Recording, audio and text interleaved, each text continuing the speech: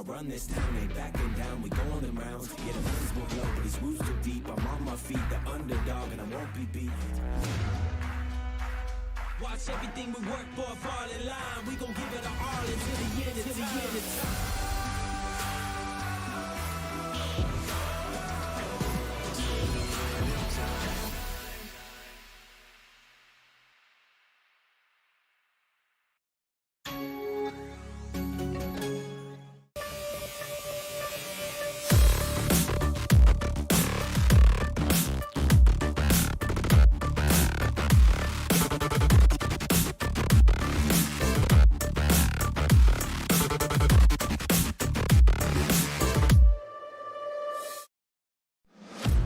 you with me now?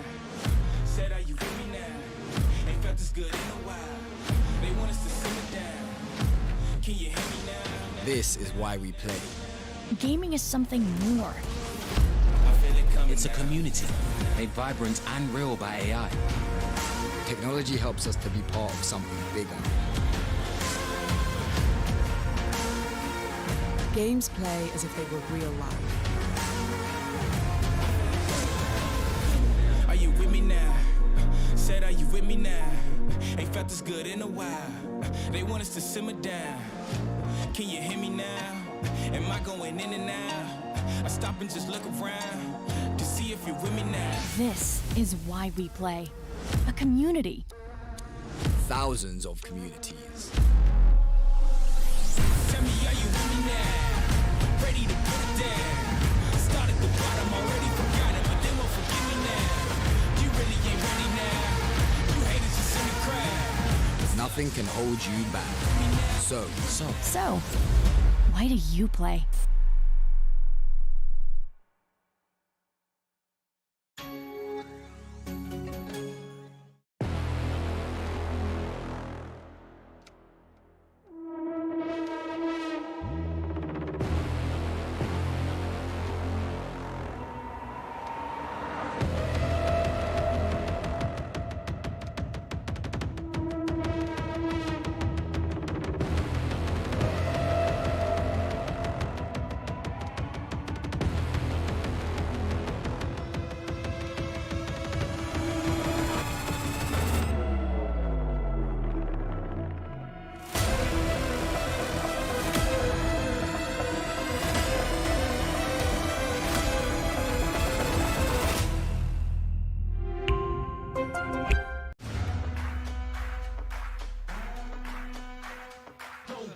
Now, yeah, you gotta climb, but we give it to all until the end, until the end of time. We ain't going nowhere. We'll be standing right here until the end of time. Till the end of time.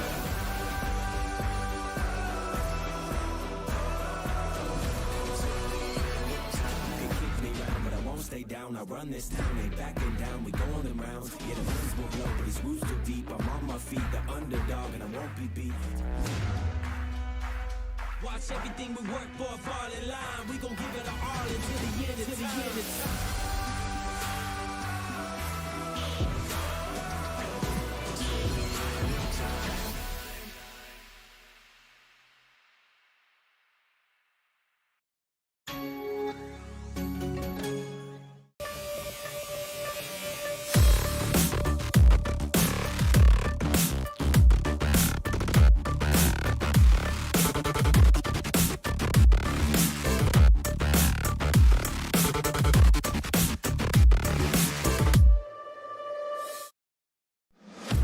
Are you with me now?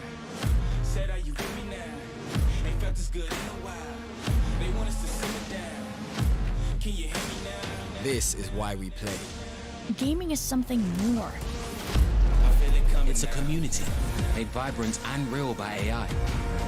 Technology helps us to be part of something bigger. Games play as if they were real life. Are you with me now? Said, are you with me now? Ain't felt this good in a while. They want us to simmer down. Can you hear me now? Am I going in and out? I stop and just look around to see if you're with me now. This is why we play. A community. Thousands of communities. Tell me, are you with me now? Ready to put it down. Start at the bottom, already forgot it, but they won't forgive me now. You really ain't ready now. You haters just in the crowd. Nothing can hold you back. So, why do you play?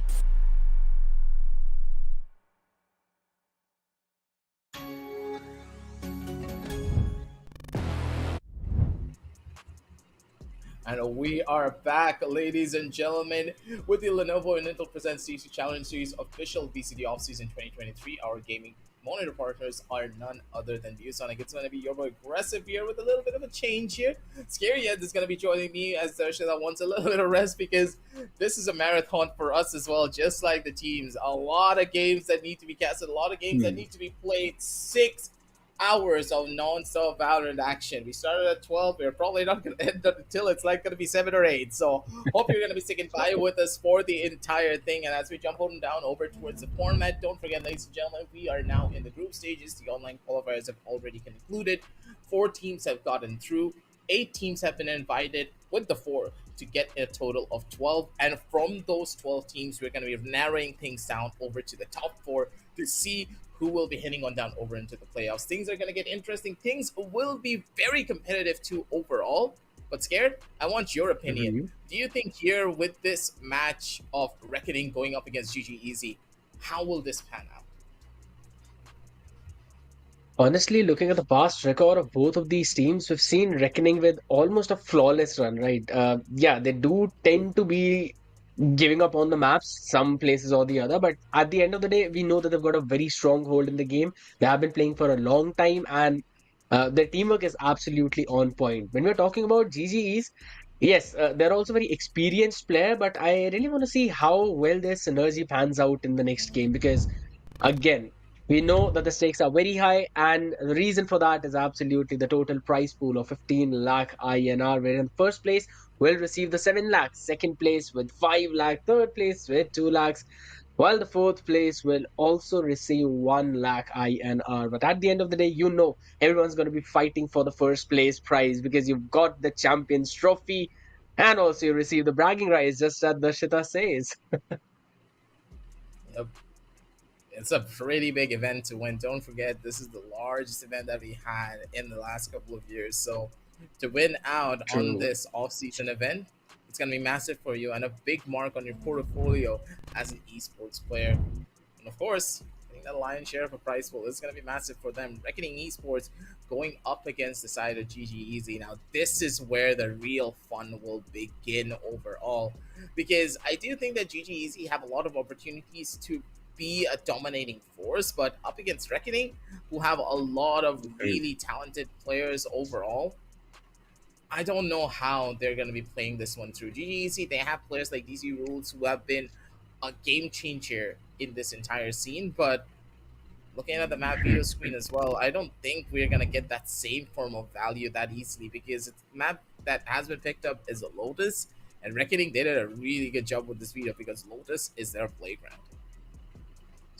Absolutely. We know how they love to go in for those aggressive plays and quick executes. And when you're looking at the map called Lotus, you already know there are 3 sites and the rotation is much more quick. When you're on the attacking side, you take control of either the rubble or the mound. You know that you will be hitting that rotation either towards the B side or maybe go for a very long rotation towards the C as well. It always becomes very difficult for the defending side to even try and judge where the hit is actually going to land. So I believe the map control is going to be really important. And since GGEs is actually on the defense, so honestly, on a map of Lotus, I think so. Getting at least 5 rounds in the defense should be much more than sufficient. But we'll have to just wait it out and see, as we'll be witnessing the agent select coming in from both of these teams. Reckoning actually going with the Viper along with the Ray Sky Astra. So a double controller composition coming in from them just to provide them a lot of room and maneuverability whenever it comes to those choke points and taking control, taking that space. The Killjoy as their Sentinel, I think so. It's a very solid composition. But on the other side, we're going to have the double initiator comp. So clearly shows how GGEs would be the one to try and play with those flashes, with the information. And I think so. Their composition is also extremely solid. If you're talking about Lotus and you're on the offense with double initiator composition, it gives you a lot of room to work with. You can try and fake play towards one side, go for a quick rotation on the other. So when GGEZ will be going on that attacking side, I think so it's going to be really helpful for them. But if they're on the defense, it's going to be quite difficult as compared to Reckoning. Yeah, the defensive side requires them to be a lot more aggressive. They need to take as many duels as they possibly can, push out of angles, and not really play in a reactive manner up against Reckoning. But Reckoning, they can play things slow, they can play things fast. They have a lot of different options to go in for different styles with the composition that they do have. Plus, don't forget about the synergy factor too, right? You have Viper, you have Sky, you place that Viper wall down, you're able to create an opening for yourself and just flash your team through for pretty much free. You can cut off different portions of the map and allow you to get much more easier control by isolating angles. It just adds a lot of dynamic and a lot of flavor to what Reckoning is as a team. They are a well-oiled unit that are now going up against the youngsters of this entire tournament, I would say. Because GGEZ, they have a lot of really good players, but players that have yet to prove themselves up against the big dogs here. For GGEZ, this is their opportunity to put themselves on the map, because this Group B isn't as exciting as Group A, but they still have a lot of players that can go the distance. Agreed. And given the fact that, just as you mentioned, picking up a Viper gives you a lot of room to work with, I think so whenever you are using a Viper on the offense, I guess so. Is this the king from Pakistan? Could be possible, to be honest. Yeah, that's the exact same king from Pakistan. Okay, never mind. All right, this is now a lot better. I am now rooting for GGEZ for a little bit here. Yeah, I really love the Viper orb that was put up right there, because it gives you an option to just play on towards the side where he's actually playing. And since it's picked up as well, so it's going to be pretty problematic. But still, Chamber is trying to push that, wants to go for the re-clear. You might possibly see the engage, the timing onto the... Oh my god! Alright, that's going to be the first blood. EC Rules taking Karam down, but quickly traded. As ANQ just jumping in for that support. Again, that was really bold coming in from DC Rules, but the site is there since they've got the Astra. The smokes will be down, they've got the control of the site, plant will be going down, and it's a 4v4 retake situation. They're just going to be running their way in towards the site now. Trinity waiting for a little bit of an opportunity for himself, but they're not really giving him much. King over towards the back. Gets a flash in hand. He's going to be able to pop this one. Sean gets a very free kill over on the ANQ, but King just coming in and taking away the crown once more. Finally gets shut down here, but it's still going to be a 1-for-1 trade. Hirsch over towards the back. As the Astral started to place into here, Trinity around the corner, doesn't really find the timing for it, and the activation just takes a while. Hirsch just doesn't have anything to give here. Sean, good for the trigger discipline there. Has the perfect hit. 1-0 as things just work out beautifully for them. First initial round going in the favor of Reckoning, going in the favor of GGEZ, sorry. It's not really an overall bad thing, but I do think that their postman positioning was just a little bit too off. And the timing was also not very right, because you know that Harsh was actually sticking onto that. So the internal clock should be ticking at that point, and you should be using the gravity pull by at least 2.5, so that they do not get to the half diffuse. So I really think that the timing was off, and I would say Reckoning kind of threw away that round. It was a 2v2 situation, but focusing on this one, DC Rules again getting on with that pick. I wouldn't exactly say daylight robbery, but this time it was already ready for Viper to be there. So getting that pick off, already providing his team a lot of room. And look at the map control. They are literally in the attacker spawn. Just want to pinch in everyone in the B main lobby. Wherein Omen just take care of the site. Long range fight. ANQ wins that. 20 would not be the one to win that one. Equinox quickly going in for that trade. They're gonna try to run away from it. Indeed. I don't see the value in this. I don't see the value in this fight yet, as DC Rules kinda getting white swung upon, but still he's able to capitalize and turn it around on its head. As Reckoning, overall, they're still winning at this. How many guts did they drop at this point? And now they have another opportunity to take another one, but Sean just immediately puts a stop to it.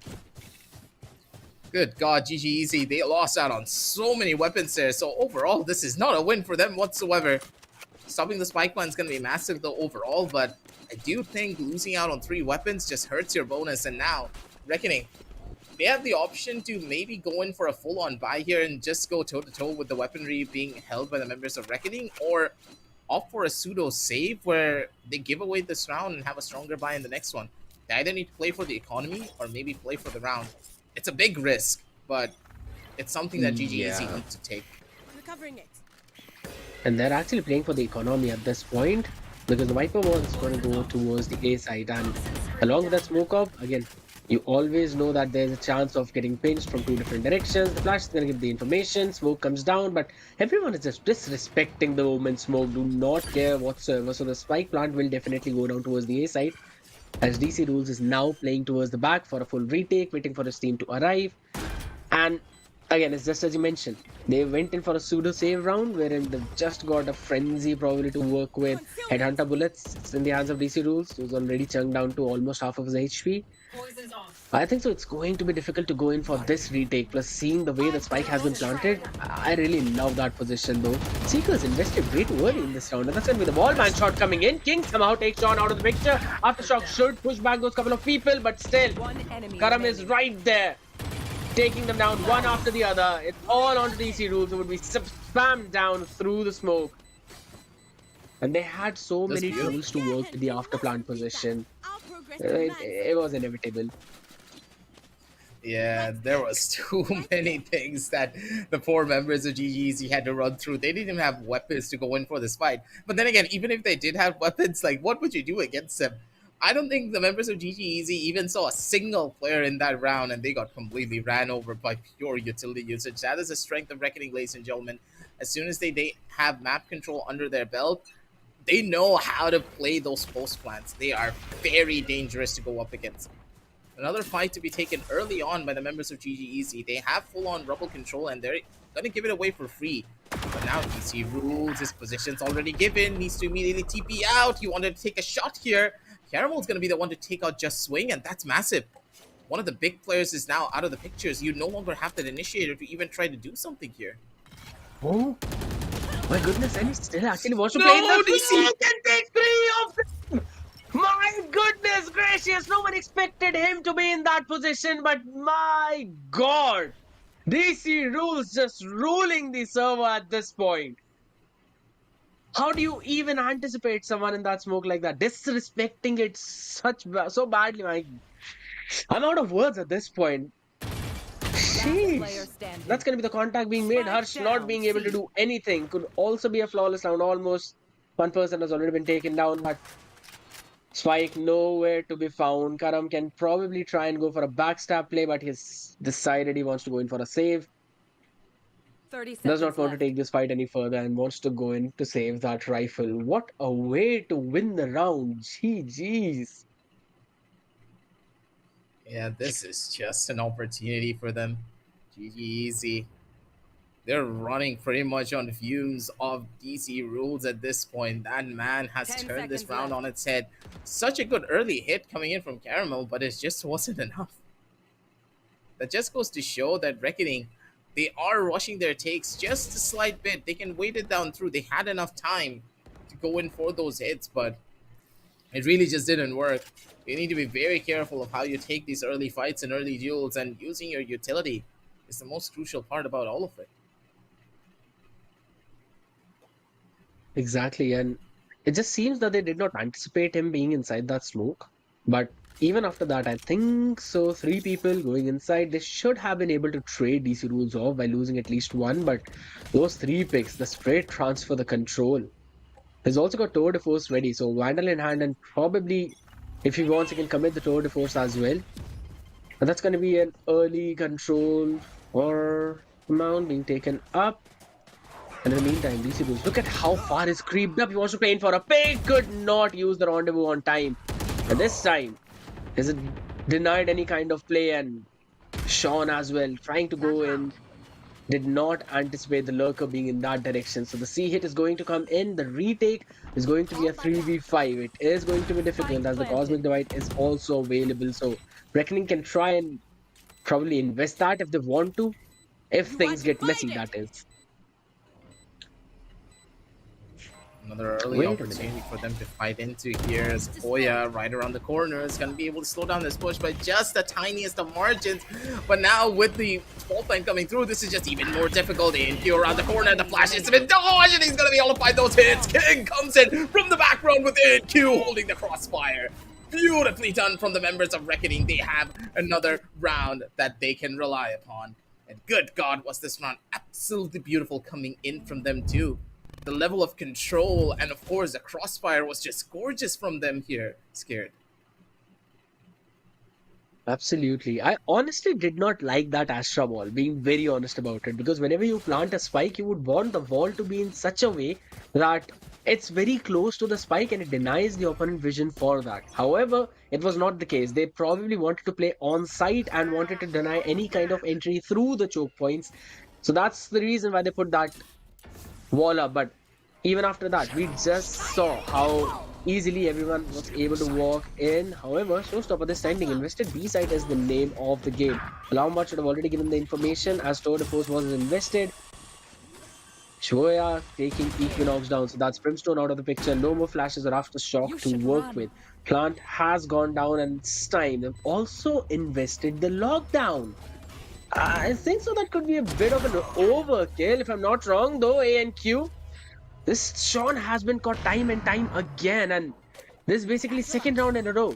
DC who's taking care of Karam though, so that's Lurker being taken care of. Now they have to work in towards the side as the flash comes in. It's swinging at the perfect time, but did not anticipate NQ. Teleport's ready. Near the hill, still they're trying to take the fight. DC Rules has got the tour de force. 4 bullets. And they've got the idea. 1v3 is the situation, and I do not think so he'll be able to win that trade. However, look at the backside. He could be caught at any moment. The fight is taken, and DC Rules wins it out. NQ wanted to get that rifle off, ended up leaving his rifle off. It's just a tough spot as Reckoning. Seems as though the control is now back in their favor, and ANQ, he's leading the charge and being the spearhead for the team. You can see that this guy has been an absolute beast here. But for now, the members of Reckoning, they are going to be thanking their lucky stars for that run because they required it to stabilize their economy even further. But on the other side of the spectrum, DC Rules, he does have a Vandal, but his teammates are kind of suffering. Oh my goodness. He's making such a proactive play, giving out a lot of information to his team, and now, since he already made the contact first and the door is open, Trailblazer would also give them the information that there would be at least 2 or 3 people. So it could be a very quick A hit. The spam is there. And they take care of A and Q. So that's the duelist out of the picture. Dead zoning, not working well. Harsh taking him down. King finishing Sean off yet again. And they've got the side control 3v2. And But I don't think they're going to be able to get anything done in this 2v3 though. Awoya around the corner for this one. Needs to try to open things out. And oh, just swing. Good for the kill there. Absolutely perfect and gorgeous. Flash is good, but just swing is not going to be able to get anything done with that. The flash was immaculate coming in from just swing, but he didn't want to swing off of that flash. Kind of contradictory to his name, but hey, if it works, right? Another round for Reckoning, and now they're finally in the lead. Absolutely, but looking at the way GGs have been playing till now, I think so they maybe want just a couple of more rounds on their defensive half, and 7 rounds on the attack, I think so it should be doable, given that it's Lotus, but also they do not have the Viper to play with. So again, the smoke orb as well as the wall that is being used towards the A side, they would not have the tool to make that kind of play. Now, I've seen Loud making the same kind of play, and Reckoning are just trying to use the same page of the book. It just seems that they want to directly go in for some of the quick hits. That's just how they play. Oh my god, DC Rules. That's a very nasty shot. Taking care of the Lurker early on. Just 1 contact information, and I think so they should have all the information because look at the map control that they have right now. They're controlling the B as well as the C. And now since the Seekers have been invested yet again, it's going to give a lot of information where the players are. So the hit is going to come in. Reckoning Esports. They still seem to be going in towards the B side. Maybe a pinch, and that too from the CT. DC Roos taking care of Hirsch, finishing him off. And they're still on towards the side. They've got the spike down. Trinity taking ANQ out of the picture. And the positioning is just perfect as DC Roos secures 4th in the round. That is such a great way to play the defense. Indeed. I know. Like, just look at him. He's just one-tapping people out of existence. Just look at this guy. He is a cold-blooded killer. Headshots galore for this man and a 4K.5 for him. 4-4 on the scorecards as the members of GGEZ. Never mind, initially I thought this would have been a little bit more of a one-sided affair, heavily favoring the members of Reckoning, but that really isn't the case. GGEZ, they're playing their hearts out, and DC rules. He's the one that is ruling over everything here. Absolutely. Never mind, I think This I caster cursed him really hard. I mean, both of us, to be honest. This time we're just sending him back to where he came from, finishing him off, and he's honestly 2 off of his chamber ult as well, so maybe just gonna farm the orb. And the next one, Equinox takes down Karam. That's a good way to just bait him out of that position, but the hit is gonna come towards the C side. Sean still tries to take control, takes one down. Harsh quickly going in for the trade. Trailblazer gonna give the information, no one's up close. All they have to worry about is now the backside. The plant will go down. 3v4, but look at the amount of utilities they have to work with. Showstopper, Seekers, which has just been invested, as well as the Rolling Thunder now. Every single tool have been used up, and still they've not been able to get any pick. Voya gets Trinity down, and they've got all the control that they want to, as it's a long plant. This is really bad. That flash was just absolutely perfect. Let's just swing right around the corner to take the last duel, and he's going to be able to find it too. Both initiators had ample amounts of utility to go in for this retake. And the fact that Hirsch died there was the biggest flaw of this round.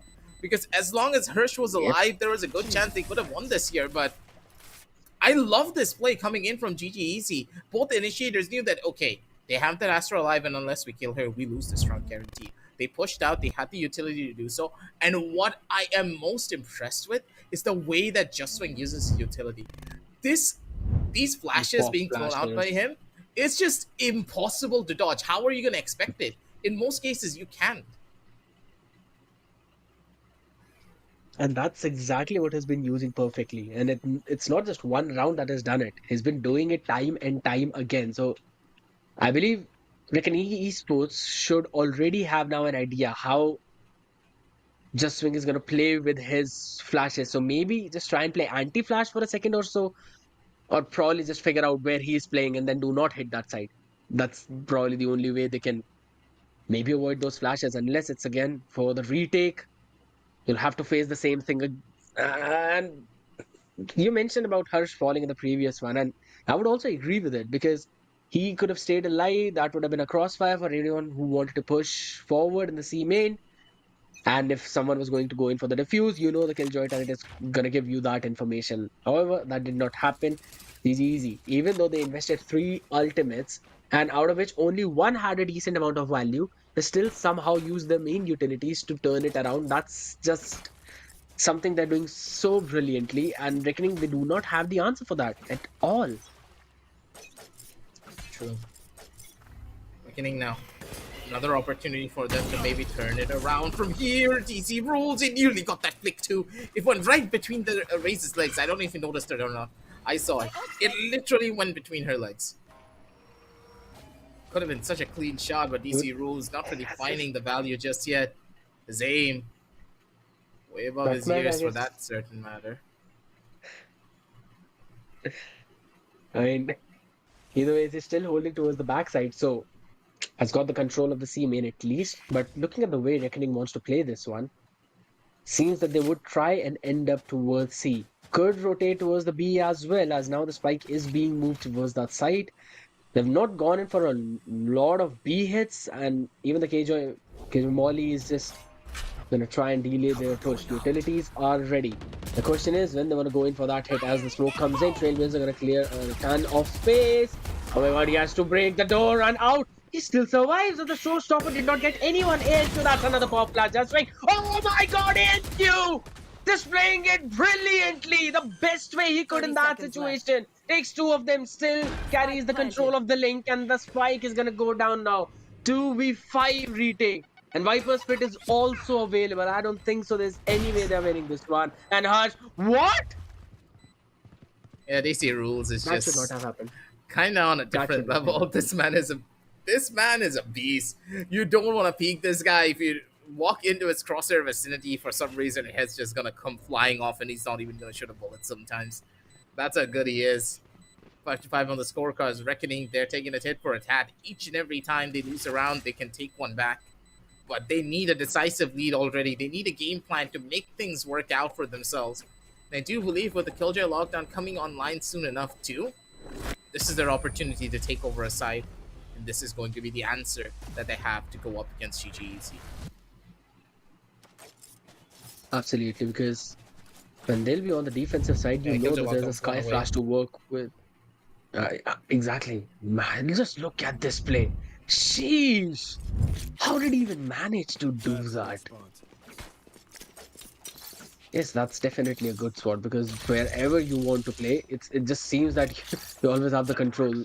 DC Rules is outworldly at this point, and again wants to keep the operator towards the C side, while the main hit would probably go towards the A. I really like the decision, to be honest, though. He's still playing towards the B main, again in the same position where was picked off once. 20. Oh, this flash!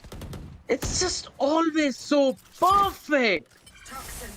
The way he's setting up his team, I mean, both the Skies are just playing in the perfect way possible. They had an idea that someone might have been pushed up towards the door, so Spop flashed it, peeked in, finished him off, and you could not anticipate that kind of flash whatsoever. Just And it's a swing Sky this time, Flash, right? alone. You can dodge it. That's also Yeah. another big thing. A lot of people forget that Sky Flashes are the most, like, how do you put it? It's the most annoying flashes to try and dodge. If the Sky knows how to play it through, they can just turn the flash around in the worst ways possible. As DC Rules try to spot the head of one. And wait. Did he flick that? I guess so. Wait a minute. I guess he actually flicked it. You saw that, right? He was looking down below, and he probably flicked up and instantly got that frag. DC Rules, man, it's just something different. My Swing's God. gonna be able to come through and get that trade over on the one. And now it's a 3v3 already on towards the map. King's position has not been revealed. King is in such a good spot. Whoa. They're all peeking. Big, boys, big. What is up with this? Last round. Second before the time switch. now in this half. It's the second time. They've done the Wait, I exact think same I know thing. what Pros happened. don't fake. No, Pros it was don't not the fake. fake. It was not the fake. Hirsch messed up. He placed the star way too close to the spike. So the gravity well didn't pull him off completely. That's why they did not, swing. That is a misplay of Such these utility coming in small from Hirsch, and that mishaps, hurts. yeah. And that's been happening for the second time in a row now, because in the first round the exact same thing happened. In that situation, he did place the star well, but activating it the timing was really off. And this time it just did not place the star in a perfect position. So Harsh is not having a good time on the Astra. Even the Cosmic Divide wall, the previous one was definitely a solid wall. But it just seems that they're not being able to find their footing. They're still trying to figure out their playground, and it's the last round of the half, and it's Lotus we are talking about. Very attack-centric map. And there's a Sky and a Breach in your opponent, so you know there will be some barrages of flash right into your faces, which are just going to be very difficult to dodge. When we're heading into a quick technical timeout, we'll be fixing the issues, and if you get updated about what the problem is, we'll let you guys know as well. But in the meantime, just watching the ult economy, both of these teams having two solid ultimates, Sean from the shadows and DC Rules. Well, he's basically got his operator in hand, so Tour de Force is like having two You can get a operators, second so you can operator. quickly swap. Yeah, you can quickly swap between them without hitting that reload or just waiting for it to load the bullet again. While on the other side, you've got the Viper Spit as well as the lockdown. So just in terms of ult economy, I think so Reckoning should be the one to get this round, because again, Killjoy's lockdown could give you a lot of space and a room to work with, and then you also have the Viper Spit. So that's a very solid tool to use directly, and no utility to push Viper off of the pit on the other side. Maybe a nade or flash, but I think so that's even going to help them out. Oh, NQ! DC Rules just taking the rendezvous out of that. He did not want to have any of it, and a solid decision, but if they push the smoke, what a... Yeah, they don't have an answer for that one. Caramel just ran away at the worst possible time. And now it's another opportunity for them to turn things around here as King nearly lost his life there. DC rules. If it was just a pixel higher, that would have been a kill. King very low on HP. Was He leg shot actually hit. though because of that. Run. Yeah, that was a leg shot. Is not gonna be looking that good here, but the ultimate is clean as ENQ! The firing range is just perfect as Hirsch comes in for the last couple of frags and that cleanup. 6-6 on the scorecards as Reckoning they survive for just a little while longer. I thought as soon as Caramel died, things would have been falling apart, but nope. Not gonna happen, not today, because ANQ, he has your back, and he will be the one who holds your team out of the double. 6-6 is the half, and it could not go any better. 15 frags onto the hands of DC Rules already in 12 rounds. He's basically been taking around 1.25 picks per round. Clearly showing the way he's been having the impact on this entire map. And yes, it's a Sentinel, so you would always expect the Sentinel to have some solid frags whenever you're on the defense. The question is, how well is it going to work in the offense? Because you always know Chamber would be playing some crazy off angles. And looking at where the spike is, it does seem that GGEZ would probably try and go for an A hit. Now, this Viper wall is something that is really good. Denies a lot of vision to GGEZ, but since the B door has already been broken down, 22 HP, and Killjoy just retreating back. King has been taken care of. DC Rules again coming out on top with that pick, and they've got the A site under their control. So the plant can go down just as quickly. And that flash is going to give the information that there are people towards CT. Angle being watched out for, just swing, playing in a nasty off angle. If someone drops from there, I don't know, they'd be just surprised with a crossfire setup. Sean! He just gave up the angle.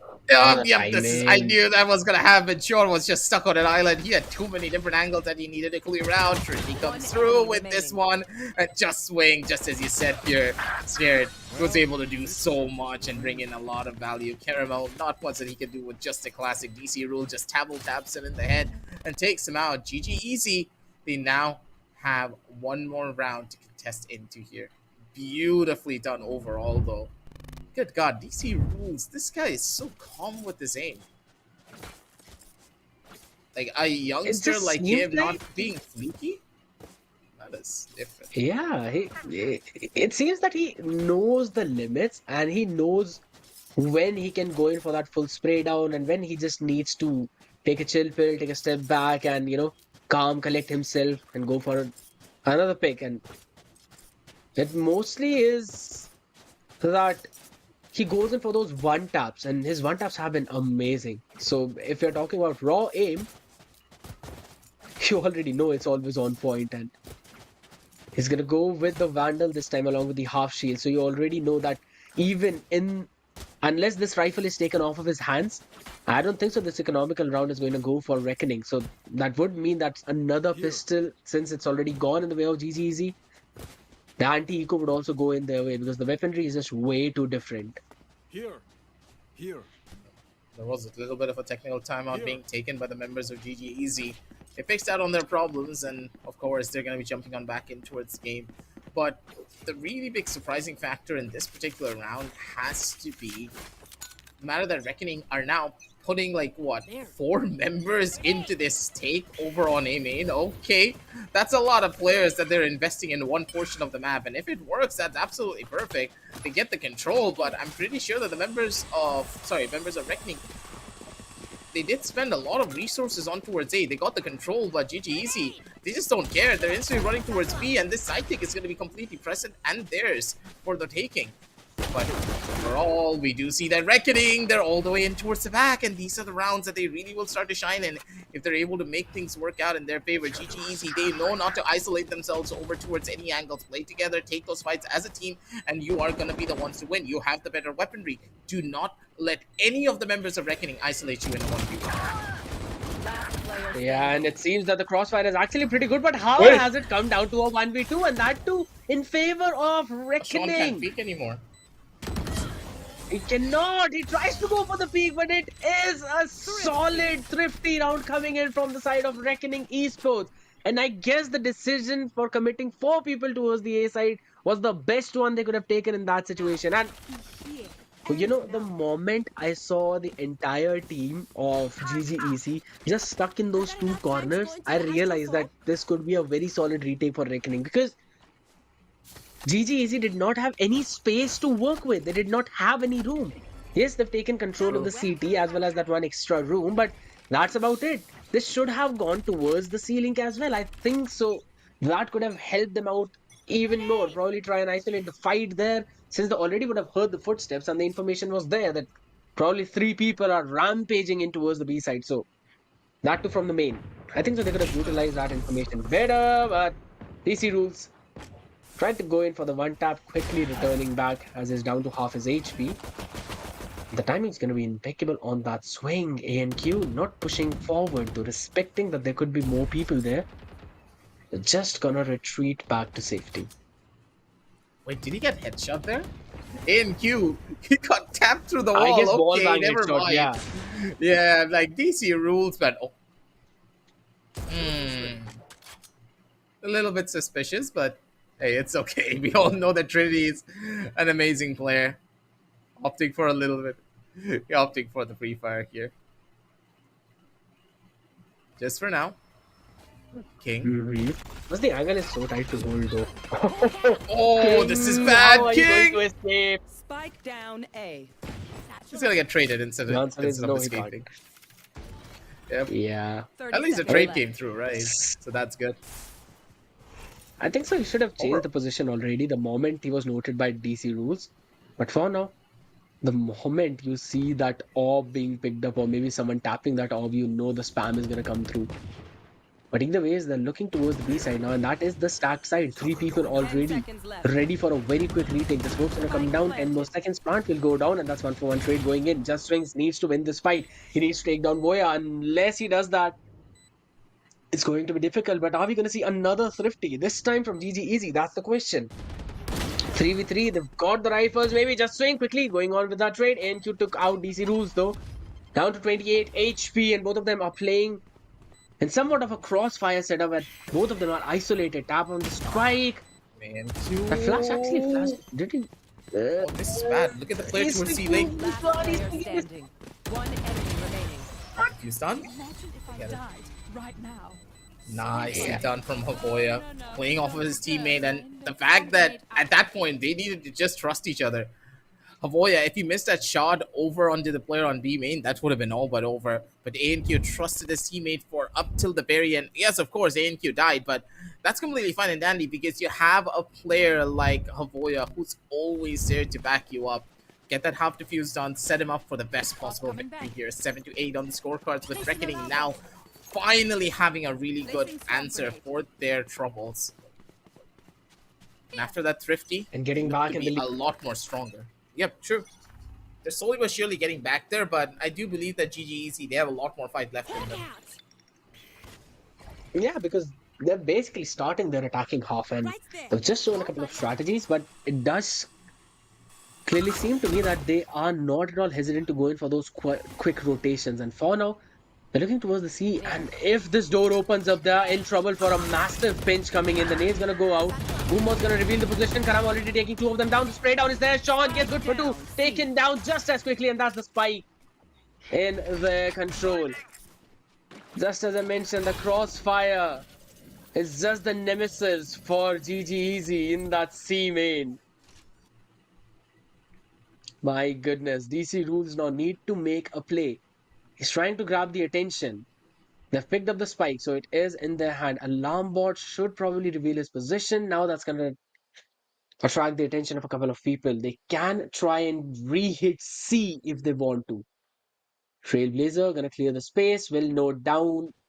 DC lose probably. Oh, that's the pop flash. That's a very solid dodge. He knew the timing. Yep. Oh, towards the Last player standing. Equinox is I would just run away, and it's a 1v2 situation. They know the position of Equinox. Door has been opened up. The swarm grenade will be used up. Now Equinox can use this timing to jump towards the B side, and that's exactly what he's gonna do. But the timing is going to be everything. He needs to go in for the plant. Retake is gonna come in just as quickly, and that from 2 different angles. Spray down is there. He's got the plant. Needs to reposition. Tries to go in for that, but Harsh is there. super active on the retake, takes him out, and that's the 9th in the hand of Reckoning. It was a beautiful roundup coming in from Reckoning to full control. They were able to spread themselves across the entire map, cut off the attackers piece by piece, and overall, it's just really hurting them here in each and every accord. For now, GGEZ, they're looking for another little bit of a fight of their own here, as they really need to turn things around for themselves. They don't have much of an answer or the investment, sorry, to bring into this round, but these Guardians could just turn the tides of the battle in their favor. DC Rules looking for the first initial bit of contact. Harish saw him and he's gonna respect it. That is a headhunter after all. DC Rules has proved himself to be an absolute unit with that particular ability. Is in Q in a tough spot of his own, as this attack side for GGEZ, it's not going to be looking that good. Fast entries are not their option at all here anymore, because those Guardians are not going to be good for these very aggressive hits. They need to go for these long range fights and see what they can get away with in the first initial instance. As for now, it's just a waiting game here, Scared, because from what I can tell, they're opting for a fake, but these fakes are going to be leading them into a Killjoy extravaganza over on the other side. That is absolutely true, and they're already on their save round, more or less like a semi-buy round. But I really love their positioning because they still have the control of the doors, so can quickly go for a B rotation, and they've been doing it time and time again. That's kind of the showstopper being invested, so clearly going to clear a lot of sides. 60 HP already down. Sean quickly picks off. Oh yeah, Harsh. Good for Trinity. That's going to be Harsh taking down Equinox. Back and forth rates coming in. And that's going to be Kingston turning on towards that side. Equinox needs to take the spike for the plant, but the utility is there. They already know where he is. They've got the aim on the spike. I think so it's almost done and dusted, unless 10 seconds left. he makes out some crazy play, which does not seem to be the case, as still trying to clear the space. 3 more seconds, can't go for the plant at least. Maybe wants to just try and save the rifle that's in his hand. But would he be allowed to do that? That's the question. Oh my goodness. He still somehow manages to save it. Yeah, he doesn't have a choice, right? He just weird. needs to lick his wounds and try to survive for it as long as he possibly can. Right there. GGEZ 7-10 on the scorecards. They're losing out on a bunch of rounds. Yes, of course, I understand that last round was an equal round for them, but that's the thing. You can't really just give away those ecos as well when you know that double digits is on the line here. Reckoning with 10, they are 2 rounds away from match point. That is so much pressure that a lot of teams are just not able to handle it. Hopefully GGEZ are the ones to do it. The tour de force now coming online in the hands of DC Rules should be the thing that gives them that first little bit of an edge. He wants to take this fight and maybe find 1 kill for his team. Yes. Imagine if Skyflash actually told you how many people have been blinded. Would have said 4 people blinded. Right there, but again, Seeker's been Sky would invested be in the the round as best well. agent in the entire game. That is true, but for now, it's King who seems to be really best person in the lobby, still trying to stand it, but the trades are there. And that's going to be Seekers invested as well. Sean's going to get some HP back thanks to the regrowth. And they will get the spike planted. Showstopper is there. So if NQ wants, he can try and go for the investment. And they know the position of both of the members. Quite a lot of noise being made. There we go. Here comes the party. And the party's just started. Get down to the 84 HP though, but that's a very solid nade to push back the operator toward the force, and the spike is not been planted for him. So it is only Sean who has to actually make a play as the defuse is being stuck. Pros don't pick, and we've seen that 3 times in a row now. A and Q finally shuts DC Rules down as well, and Reckoning seems to have got back their footing. Yes. Reckoning. They're now in full control once again of their own situation. As ANQ, man, this guy is just something different. Even when they're on a big disadvantage, ANQ is going to be able to come out of absolutely nowhere and bring his team back from pretty much any situation that they put themselves in. He just needs a little bit of support and 1 call out from his teammates. Clear communication lines from all the members of Reckoning as DC Rules. Maybe biting a bit more than he can chew there. instantly knows there's a massive hit coming towards this A main sideline. So they know that, see, right for the picking, they should be going in soon enough, but the follow-up's not going to be present. Trinity is all by himself. He's going to get domed out, and the peek coming in from Defender Spawn is not coming in just yet. Wait a minute. They're opting for a full-scale retake. And wait, I completely forgot. Aboya, he has the killjoy lockout to it. Aboya survives that. DC rules. If he got that kill, this retake would have been close to impossible. Yeah, but now we know that the lockdown is going to be invested, and there's absolutely no way that GGEZ would be able to run out of that, so unless they take some space towards the CT. But yep, there's the lockdown being committed as well. They have to stop that. They have to take the fight to them. They cannot just give up on that space, as it's the pinch coming in and every single person taken down one after the other. And that's the match point in favor of Reckoning Esports. And it all just came down to that one important fight between DC Rules and Iboya. He needed to win that one just to stop that entire retake. And as soon as he lost that round, the lockdown, we knew that the lockdown is going to be invested and the retake is going to come. And seeing the positioning of Karam as well, he just was super ready. Because there was absolutely no way that GGEZ would have pushed towards the main. So they had to come towards CT. And he expected that, and he just so very ready for that. It's either take that fight towards... The thing is, they were pincered, right? So even if they push towards defender spawn, they're dead, because the players coming in from main can just run into them while they're trying to run away. And if they're pushing towards main, it would have been even more difficult. But Caramel, this time around, he's not even going to let me speak, with King just going in for free frags. The members of Reckoning, they're in full control, and they're able to take down a lot of the players. Equinox comes through though, takes down Havoya, and this is such a beautiful kill as King. The angle is perfect, but the shots are not. Oh god, King. The figure of consistency finally whiffs. And now it's all up to ANQ. His timing is everything here. He has the angle to maybe go in for this kill. That's going to be perfect for him. Has the perfect nade to give it up, and wait, just wait is the one to die. And the nade is so good. He has the second one on line too. Hirsch's position already being given away, and Hirsch does not lose those. The spray does connect as Hirsch. He survives with his buddy ANQ, and that one paint shell just easily changed this entire round and got them to clutch a Reckoning. What a game and a half. There's something so different. What was that nade? I really thought that this might be the round which GGEZ would be winning, because it just seemed they they literally only won their pistol round, and apart from that, not even a single one in their attacking half. No matter if it was a thrifty or if it was a full buy round, the swing was perfect, Trinity getting those picks, but the nade from ANQ. He had the idea where the plant would actually be on the back of the information he took from main. I was just mind blown. I was sitting like this. How did he get so much value of just one raised nade, and apparently ended up winning the round for his team and putting that final nail in the coffin with a 13-7. Reckoning Esports really just reckoning GGEZ in that point. Yep. They brought down the hammer and they were able to make things happen. The members of Reckoning, they were in full control throughout the entirety of their defensive half. And that's the thing. When a team is allowed to have a lot of map control, they're going to be happy to just allow you to take the side, because they know that, okay, if I take heavy map control towards A, there's no way they're going to be fighting us towards A anymore. What do we have to go in for a retake towards C? We have the Killjoy lockdown, so none of our members are going to hold down the side. We're just going to try to slow them down a little bit here so that the rotations can come through, and that's it.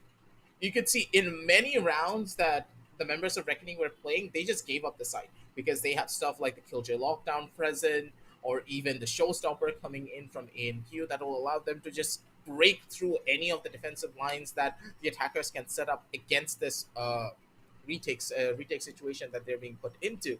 Stuff like this really matters, and the smallest and minutest of details coming in from the members of GGEZ just didn't go through. Like you could see, GGEZ, they had a very good idea of what they wanted to do on that round where the Killjoy lockdown was present. They wanted to force every single member coming in from Reckoning to stay away from waterfall. So they invested 3 players on that one particular angle. DC rules came in through mid because they knew that only one entry point is open. The players are gonna come through mid, open the door, and go towards C long, and then place the lockdown down. The planning was there, but overall, when it came down to the execution, they kind of fell asleep on the trigger, and they were not expecting Reckoning to be that quick in adaptation. They were not expecting them to really think a lot of their strategies through, and that is a very false idea because Reckoning is a team that have been playing together for a really long time. So their synergistic nature and the speed at which they make decisions is drastically different from anyone else that you have ever faced. So hopefully GGEZ, with their ideas, they're gonna keep on doing it. They will evolve, they will adapt, and they will improve more over time. And I'm hoping to see them win a lot more games because Group B just started out, and GGEZ has a good chance of making it through over into the top 4.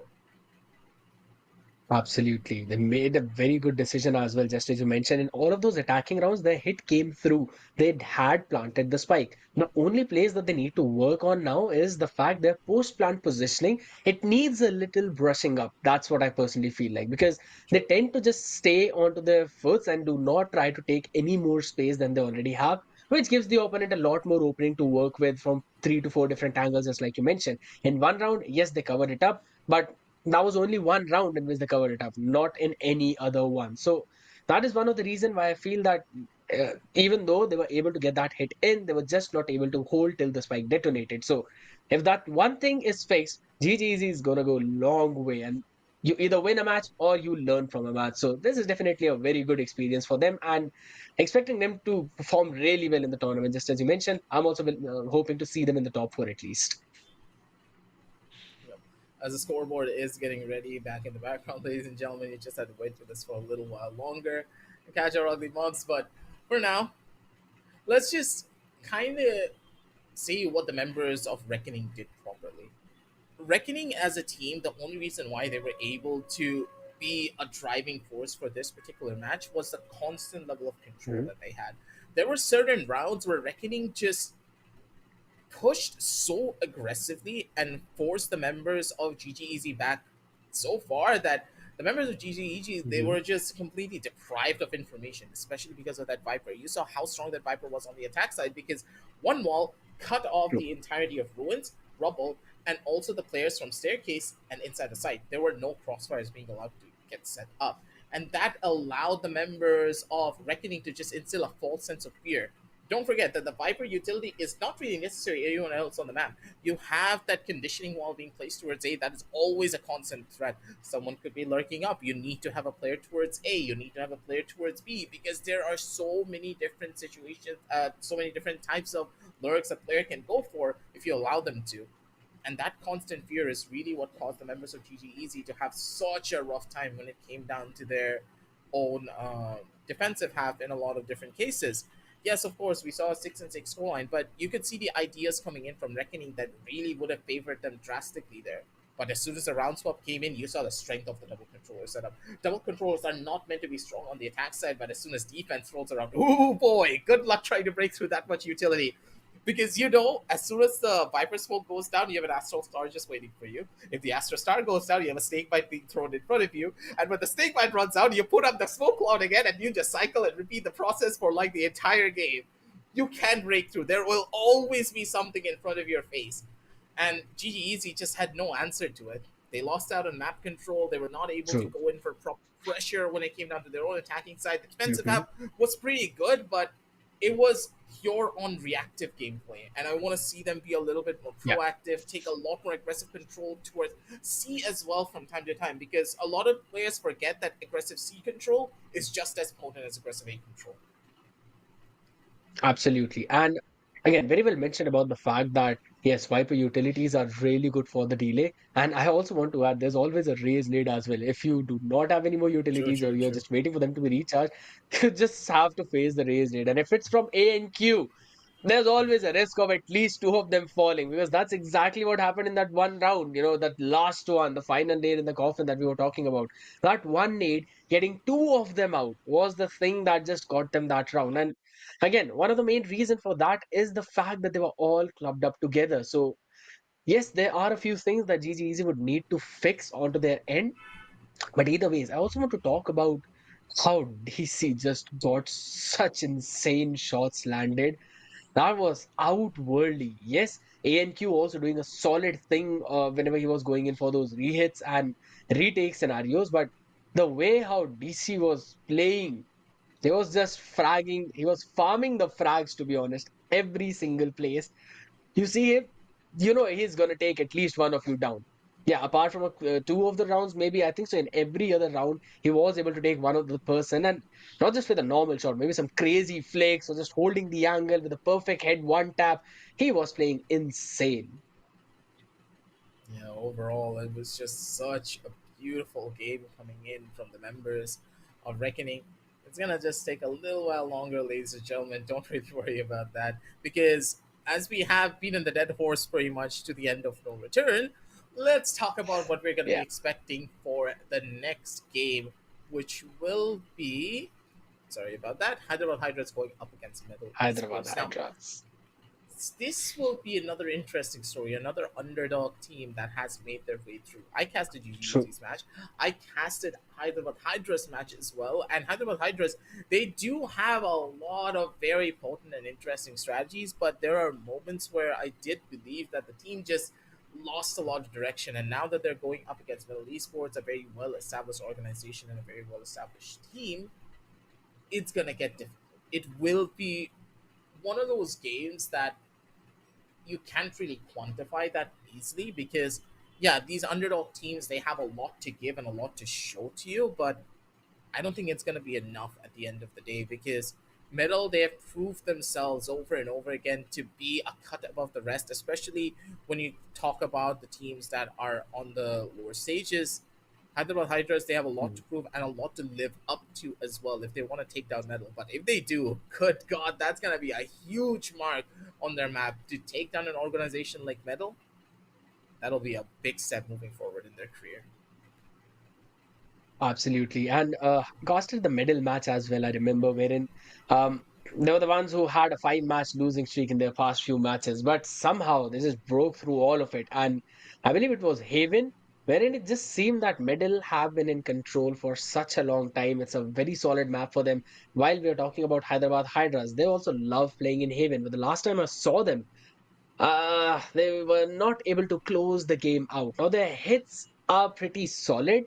The idea is also good, but it just always is the same thing in every other round. Like they go and try fake towards the one side, then end up hitting the A side. They've done that, I believe, in 5 or 6 rounds out of the 12 in their attacking half. So that is something I really want to see a change in because Hyderabad Hydras have got a lot of potential. They've got very solid firepower and their idea is also pretty good. But I just want them to try and take map space a little bit because they tend to stick together, all 5 of them, every single time on the attacking half. So it raises a lot of concern for a pinch and a pincer coming in from your opponents. Plus, yes, if you try to take control of one space and you do not post anyone there, you know that the enemy is going to re-clear that space, and that basically True. leads to someone probably backstabbing you. And if you're stopped by the utilities in front whenever you're on the attack side, you know there's going to be a pinch from backside. They will be finishing you off. Their defense is fairly decent, that's one thing that I would say. But True. when we're talking about middle, their attack on Haven is outstanding. So if I am Hyderabad Hydras, I would not allow middle to play on Haven at least. I would ban it out. Maybe try and force map bind or something else, but not Haven. Yeah, the Sheesh. scorecards are Finally, we now got in the front of your scoreline in front screen of us. already. Yeah, NQ, he's going to be leading the charge with 278 ACS. DC Rules on the other side, 288 with 4 first bloods. Both of these teams, they just played out of their mind. But it's the experience, right, that really gave the members of Reckoning that edge. I don't think we need to over explain it again and again, but the people who are going to be coming in and just tuning in right now, just know that Reckoning, they got this victory because they're the much more experienced team, while GGEZ, up and coming roster, really good, talented players on their side, are going to take a little while longer to just get to that level. DC Rules, I think, is pretty much on that level to a Mhm. certain degree when you think about it, right? Because he is. Yeah. It was a treat to watch. He has certain ideas and certain plays that he makes that even put a lot of pros to shame.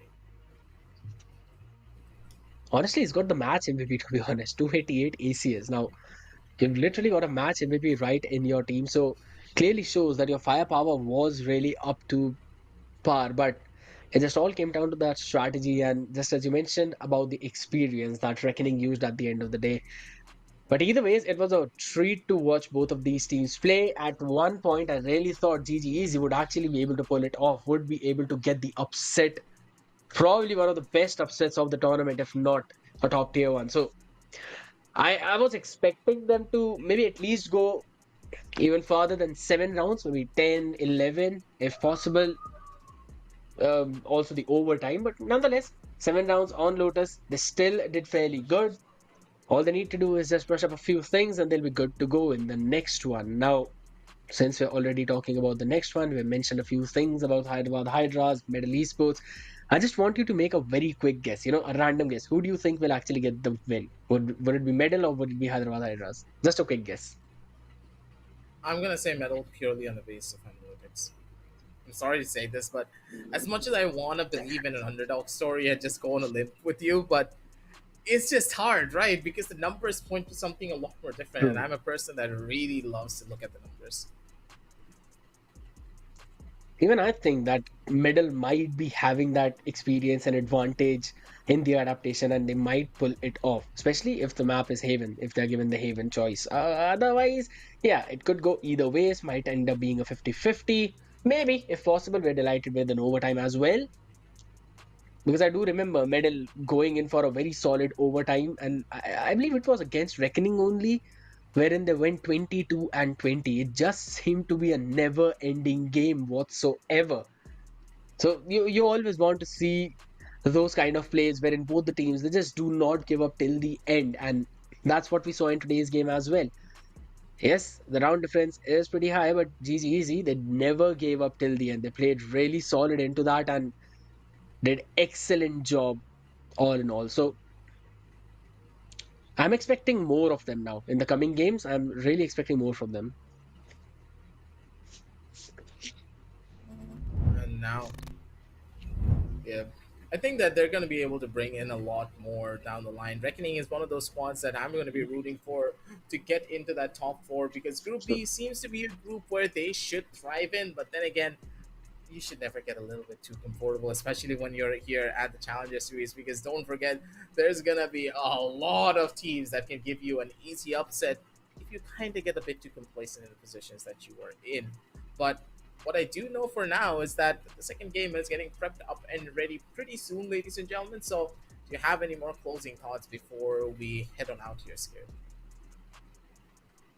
well, that's about it. I'm just looking forward for the next match as well. Hyderabad Hydras up against Middle. Really looking to see the veto as well as the way these teams are going to play on that map, bring out their new strategies because we learn a lot. The more we see, the more we learn. So just looking forward for it. And me as well, because from what we know, the members of Metal, they have pretty much the entire experience under their belt. Yeah. And for Mhm. now, we're going to be heading on down over into a short little break, ladies and gentlemen. We're going to be setting up game number two. Oh, wait, actually, wait. Our producer just said that we're not going to have a break and we're going to be jumping straight down over into the game. Damn! Seems as though the break was us talking the entire time. The casters are pretty much being used as slave traders here, but it's completely fine. No worries about that. We don't need ads here. The casters are the ads themselves, right? Think about it. We're gonna be jumping straight on down over to the map video screen. MLT Esports versus Hyderabad Hydras. It is gonna be Haven. Oh god, you cursed it, didn't you? Right here, Scared. You did it for certain.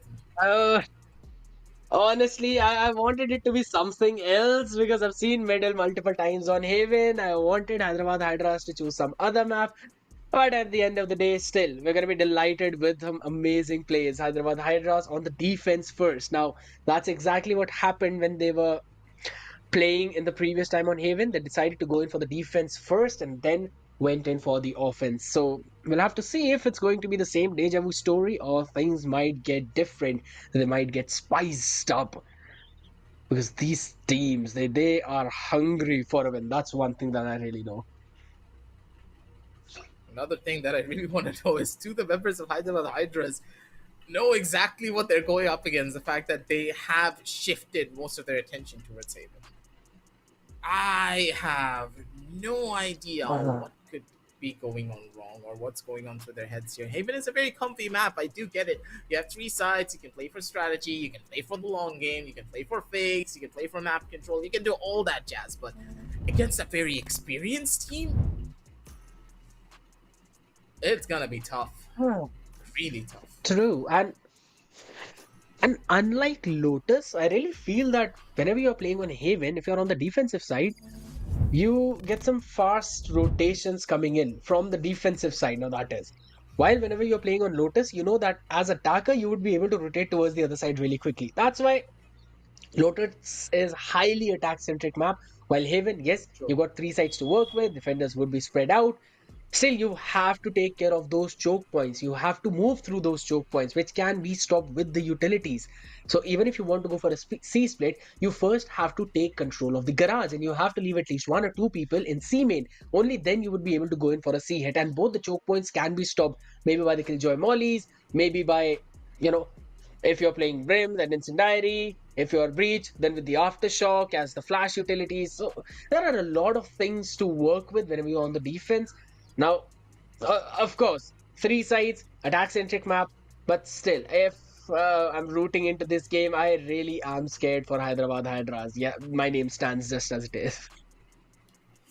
Yeah, the map of Haven is really not going to be looking that good for them. Overall, though, the members of Hyderabad Hydras, they did go in for a little bit more of a favorable composition overall because of the Killjoy being present. While on the side of Metal, they did True. pick up the Cypher. Now, the Cypher is pretty strong on maps such as Fracture, now no longer in the map, or rest in peace, on the map of Breeze, and of course on Sunset, but I don't really know how much value they're gonna get out of it on Haven.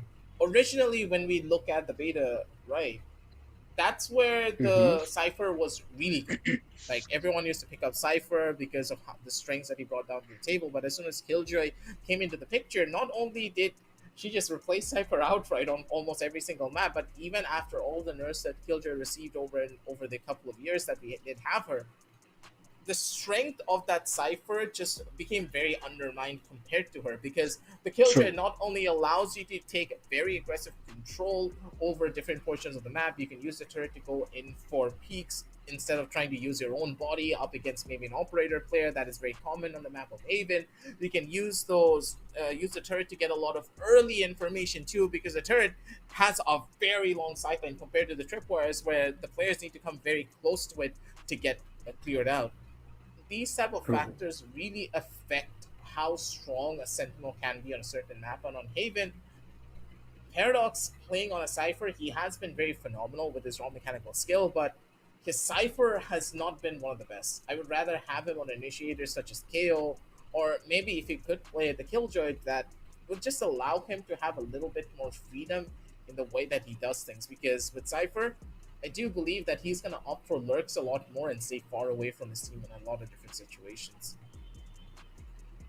That is true. Now, Cypher does bring in its own set of utilities, but just as you mentioned, if you compare it with anyone else, it just seems underwhelming at the point. Plus, you know where those trips would be, so you can already anticipate it. You can spam it through your utilities. Maybe if you're a Sky, you can use the Trailblazer to get rid of that True. trip. Now, the only thing that remains is nothing but a steel cage as well as the camera, which gets broken really soon in the round if you know where those camera placements would be. So, all in all, yes, even I would have expected a Killjoy since you can lock down an entire site properly and you also have that lockdown to work with, which gives you a ton of space and creates a lot of room for your team to get into the site and go for the retake or maybe just go and directly take that hit. Plus, the alarm bot also gives you out a lot of information. You can just put it up in the garage. You would know if anyone's pushing for a C split or if anyone's just in general pushing that space.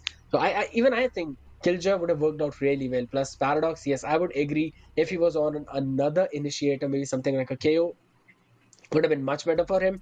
Cypher is very passive agent whenever you talk about it. So you know that he's going to play very backwards and he relies on his strip and steel cage combo a lot, which is very common and very known. So you always can spam it with the utilities, just as we were talking about. Now, we're going to be heading into the agent select yet again. We will see what kind of agents are these teams picking up. But just before that, I also want to talk about the fact that whenever you're playing Haven, you know that breach is going to be important in that composition. So If any of True. them decides not to go with it, then I would be really surprised because the Rolling Thunder gives you a lot of space, clears off an entire site, and also sets your team up for some amazing plays. And I think so. It's a must use utility whenever you are playing Haven.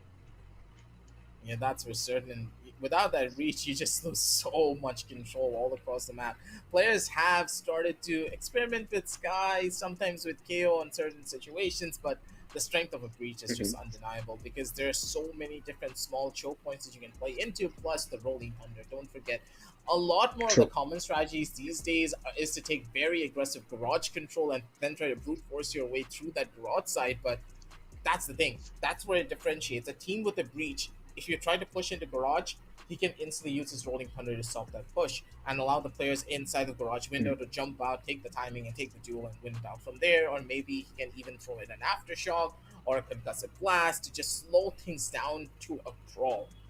That's the strength of a breach because on Haven, it's very easy for a team to take control and just bomb their way into his side. But the breach makes you think twice. It will slow you down. It will take you a little bit of time to burn all of his utility if he wants to use it aggressively. And plus, you can also just deep dive into your opposition and not allow them to breathe even in some cases. It's always a possibility with the breach. Agreed. Agreed. Plus the fact that now Aftershock only takes two hit, 80 damage per hit. You know you've got to avoid it no matter what. You cannot stand in its place. Plus, if you combine it with the fault line, there's no way the opponent is going to escape. So I really love the rework that came in for the Aftershock because normally people were dodging it fairly easily, but now it has become a little more difficult. Plus, in the C Kabi, you always know that's one tool every single time that will be used, even if you're going for the attack or if you're going in for the retake. That one tool has always and every single game and in every single match has cleared that space. So I really find it funny to be honest because I believe I was casting last time and there was a fight that was being taken while the killjoy wanted to jump in the cubby only to avoid the spray down, but there was an aftershock there, so could not go into it, which basically resulted that killjoy's positioning to be revealed to the enemy, and it was a double peak, just easily finishing them off. That was probably even the last round of the half. And I believe, I guess either it was you who was casting with me, maybe Universe. I don't exactly remember that, but it was a It very was fun game universe. to It was watch. And universe. yeah, so it was amazing to see the way all the utilities were used and the combos were brought in. Now, when we're talking about both of these teams, Hyderabad Hydras, yes, they tend to bring in some similar combinations, but just as I've already mentioned, they stick together a lot more than they should. They do not take that map space, they do not take that map control. So, in terms of that, I think so Medal would have an advantage. Plus, whenever you're talking about usage of utilities, Medal have been proficient with that, very proficient. So, I think so they would be the ones who will be having a very high advantage in this one. Yeah, they should be. But then again, Hmm. we don't really know because it's a game of Valorant. There are a lot of different variables that you need to consider. The members of Hyderabad Hydra, they've also proved themselves in many different occasions. They can go toe to True. toe with a lot of the greats here, but against very experienced players, that is a completely different story. Maybe you're good against one set, but are you going to be good against the other? We don't really know just yet. So we're gonna take a little bit of time to get everything set up. One of the players have crashed, so as soon as he joins back, ladies and gentlemen, we're gonna be getting on in towards the game. But for now, though, I think we have exhausted most of our topics. So scared, I'm gonna ask you a very important question. How are you feeling, my man? Honestly, I'm having a fever at this point. I've got a running nose. I've literally got it all right next to me. And whenever uh, we change screen like this, I always tend to clear up my nose and mouth and everything. So that's how I'm feeling. But at the same time, I do not want to miss out on these matches, especially casting for these teams. That's something that I really love, and I want to bring the best of it. Now, we're jumping back into the agent select. As you know, we've already talked about most of it. I think so. It's going to remain almost the same, both of these teams. Now, the question if is Medal going to go for the double initiator comp or they're going to go with the double controller comp? That's going to be the question. I think so. It should be double initiator, and they've decided to go with the Sova Breach combination. And it seems it's almost a mirror comp, apart from the fact that they've got different controllers and different sentinels. yep. It's overall the exact same composition, so they should be able to make this one work out in their favor. But for the members of Hyderabad Hydras, main thing that they're going up against is, of course, the level of experience and also the demon known as One Tap God. That guy has been an absolute, how do you put it? It's been something very different for their team, and Flashfire as the coach, a little bit young, but hey, the youngsters, they do know what they're gonna be bringing on in. Hacker on the other side as well, looking as serious as always. He doesn't ever make fun of pretty much anything. Hacker is one of those players. Is prepped up and ready in the boot camp as the members of Metal. What's going to be their answer? And what will be their play as they jump into this game? Because Haven will be one of the more interesting matchups for both of these teams, I do believe, because this is where they should be evenly matched on paper, but practically, it's going to be a lot more difficult going up against an experienced team. Exactly. And since they're on the attacking side, looking at the pattern that they always go with, I'm expecting them to probably go in for a quick, fast A hit. That's always what they've done whenever they're on Haven and on the attacking side. So if Hyderabad Hydras have done their homework, then they should be able to get a read on this and probably try and get the pistol for themselves. But it's all going to come down to those aim duels. Finally, guys, I know we've been blabbering for a long time, but you're going to be delighted with the match in front of you. It's going to be Hyderabad Hydras on the defense, MLT Esports on the offense. Let's see which one of them gets the win.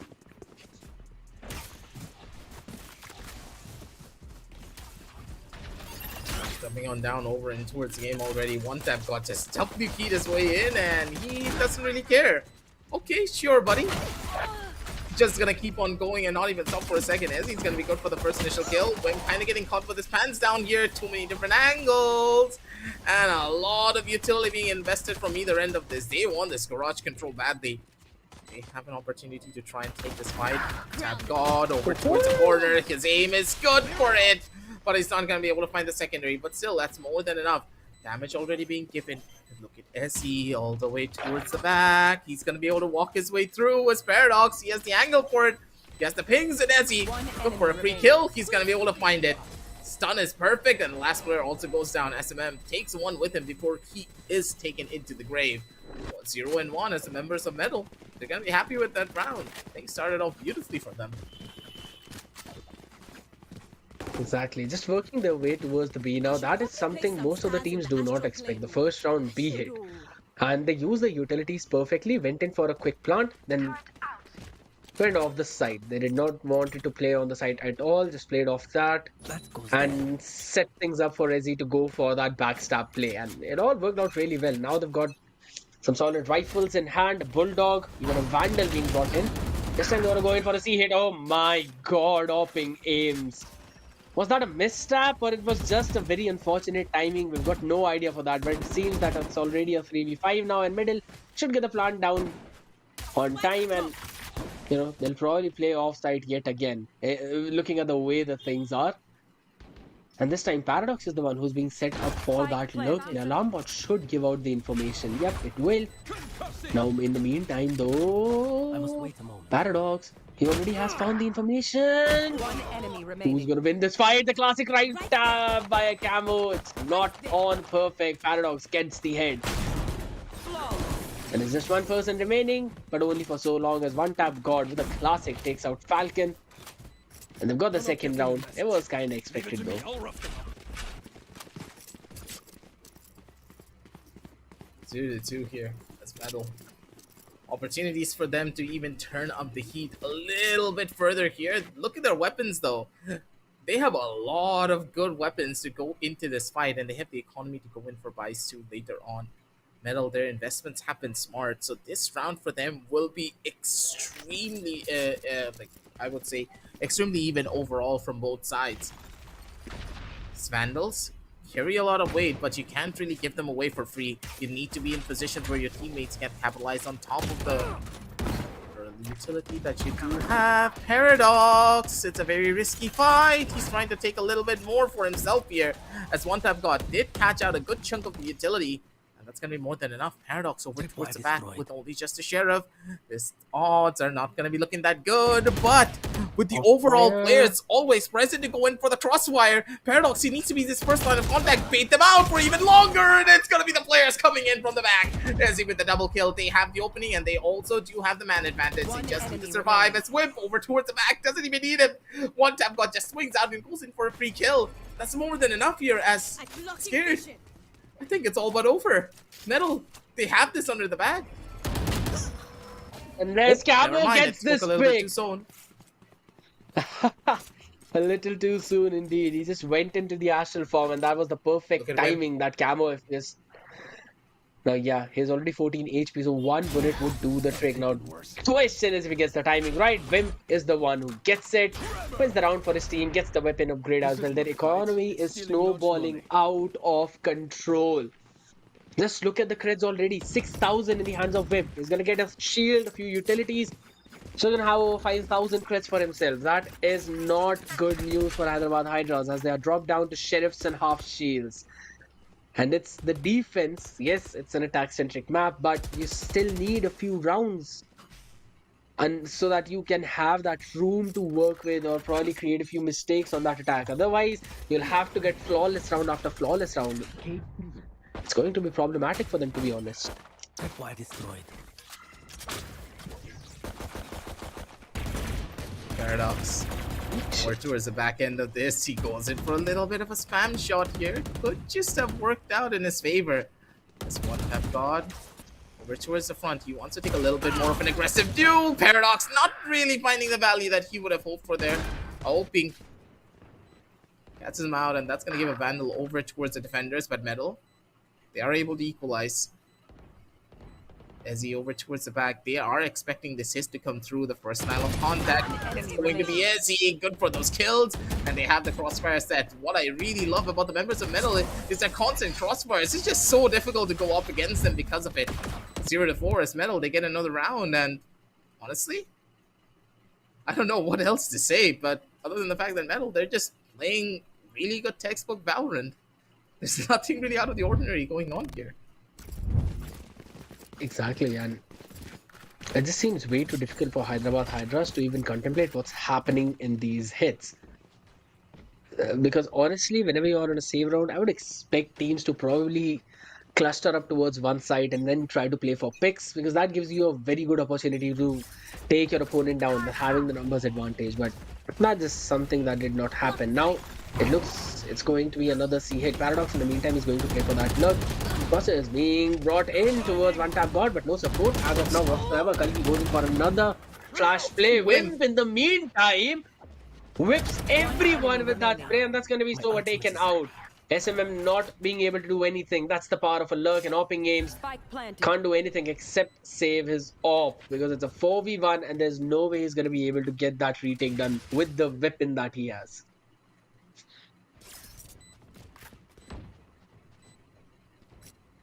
Another big fight could just be coming over on the opposite side of this. Zooping. He needs to try and survive an onslaught of players. As soon as he gets spotted, everyone's going to start running towards him. They know it's his next position. The stun comes in. Oh, yeah, here it comes, baby.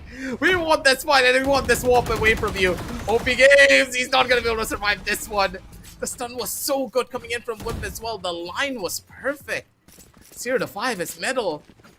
They're leaving no man alive, and they're taking no prisoners as well.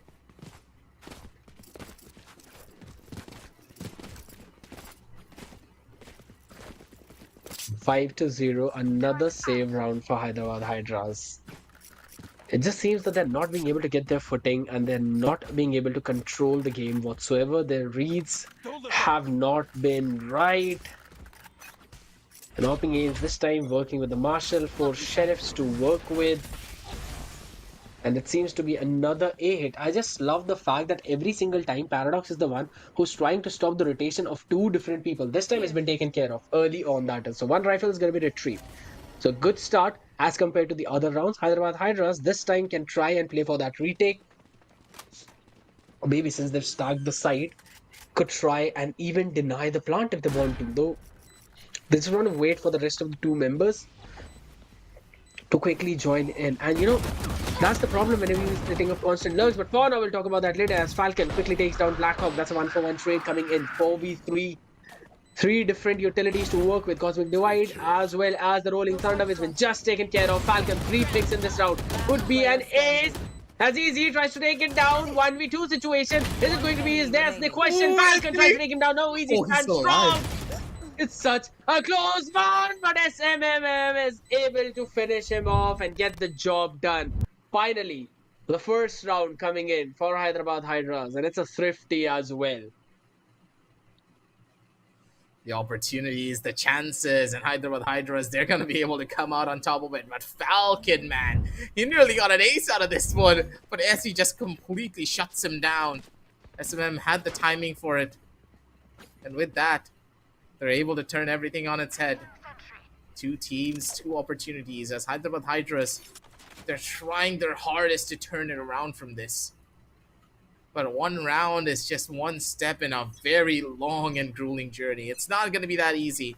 And SMM, I do believe he's trying to prep himself for a Hunter's Fury. If any of the members get caught towards this side, it's going to be an instant hit. And here comes Hunter's Fury, just as I expected, as SMM catches out Wimp. This was a guaranteed hit. You knew this was going to happen. We all felt it in our bones. And Paradox, he has a little bit of a timing, just a little bit, but I think he's going to die here. But SMM, he's playing this one smart. He's not going to risk anything. They know they have a man advantage, and they're going to play for it. Cage triggered. No hard feelings. Woohoo! And Never mind. that's just you cursing the man advantage that they had. Neurosurf's going to give the information as to where the rest of the players are. And again, Hyderabad Hydras have to worry about that lurk play. Now, I think so information should be given that the spike has been planted. So Killjoy is going to be making the rotation as well. Now there are 2 Aster Stars there. I don't think so they want to actually force their way out of it. Maybe not as Paradox gets 1. Now caught in the fault line. Will everyone just try to go in for that play as the Tripwire reveals his position, and in fact cannot try and take that pick. As Paradox gets 4 in this round. And how dare we judge his Cypher? How dare we? He's going unstoppable at this point. Just literally not stopping at all. Jeez. That's just Paradox for you, man. When you see him on the server, he is a completely different beast. And the thing is, Paradox hasn't really been having the best of performances these last couple of days, but when he shows up, he will bring at least 4 kills for his team. That's how good Paradox is. But it takes some time because he has normally never really played the Sentinel role. Normally you see him on the Initiator, which is so much more stronger for him to play into. Don't forget that Paradox originally, when he used to play on True Rippers, he was the primary jet. He always loved to take aggressive duels. He was the one to take those first engagements, but nowadays it's just not working out in the way that he would have hoped. But he does try his hardest to bring it back for his team in each and every situation that he can. This is just one of them. The updraft no longer works here, buddy. Hoping, wanted to maybe find a little bit of a cheeky angle, but he has nothing to give here. It's metal. They're looking for another round for themselves, and there's a good chance this Rolling Thunder coming in from Wimp could just put an instant stop to the one that's sitting up on Heaven. No, Ezzy, no! You can't whip those, Ezzy! One enemy remaining. Still, Okay, he never mind, somehow it's comes back and yeah, it's fine. He gets 3 in the round. Now 1-tap God tries to finish the job. Kalki taken care of. And I don't think so they even needed to invest the Rolling Thunder into that. That's the question. Because Hopping Games, he was just jumping with the jet knives here and there. Was good for one, but did not check the other angle. Sheesh. Oh, that is so claim. sad. My goodness. I feel bad for Wimp there. Wimp is like, Ezzy! Ezzy! Oh, you can see that Hacker's laughing a little bit there. At once. Yeah, you can see Hackers laughing there. He probably saw Ezzy do that. That's completely fine and dandy. It's okay. A couple of missed shots is alright because, hey, you have like, what, a 6-round lead under your belt? So they can just wait it through and see how things work out. Yeah, he's laughing. Something's happening back there.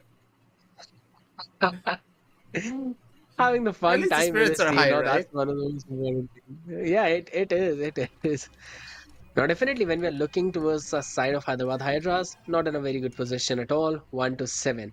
Now, as I love to say, a precarious spot to be in, since it's already over half the rounds been secured by MLT Esports. So every single round that they now grab is just going to basically decrease the possibilities of error for Hyderabad Hydras, because if they make one, that means they're giving a very huge advantage back into the hands of MLT Esports. So they have to win every single round from this point onwards. Plus, they're on the defensive side. You always know that most of the teams are comfortable on the defense. And this time, they're investing the op yet again, coming in after a while. A few half shields to work with, but I think so that's fine. However, a quick play coming in from one tap god did not take the angle. Camo taking him down. Hunter's Fury being used up as well inside the smoke, and he gets easy as well. One That enemy should remaining. just not be allowed. And Camo, could he get the fourth one? Maybe not, as Blackhawk solid with that shot, dead zoning perfectly, but the spike is nowhere to be found. And neither his life for any longer than that, as if SMM quickly finishes him off, wins the solo duel, and gets the second round for his team. Now that timeout is the one that resulted into them securing this round. So very solid, I would say, and a necessary timeout for them to break the momentum, but not at all close to breaking the economy. Yeah, they're gonna be rolling in the dough for like the next, what, 3 or 4 rounds almost. Hit them first, Because don't hit them forget hard. that even if they do keep on losing here, the loss streak bonus starts to add up. That loss streak bonus will be a massive thorn on the sides of Hyderabad Hydras. Another key fight for them to take into here. A very important and crucial missed shot coming in from Auping. He wants to get his way out as quickly as possible. He's Auping. He's on the back foot of this. The smoke is kind of bad there. I don't know why the smoke was placed coming in from the Omen. That is a tough position because now they're able to get a free entry towards the side. The smokes just help them take this entry. That is a horrible smoke. Won't even lie, that is a horrible smoke. But this is a very solid rolling thunder. Denying the plant, but only for so long as Blackhawk quickly takes down Op against the operator out of the picture, never and Paradox completing the things left behind by his teammates. Remaining.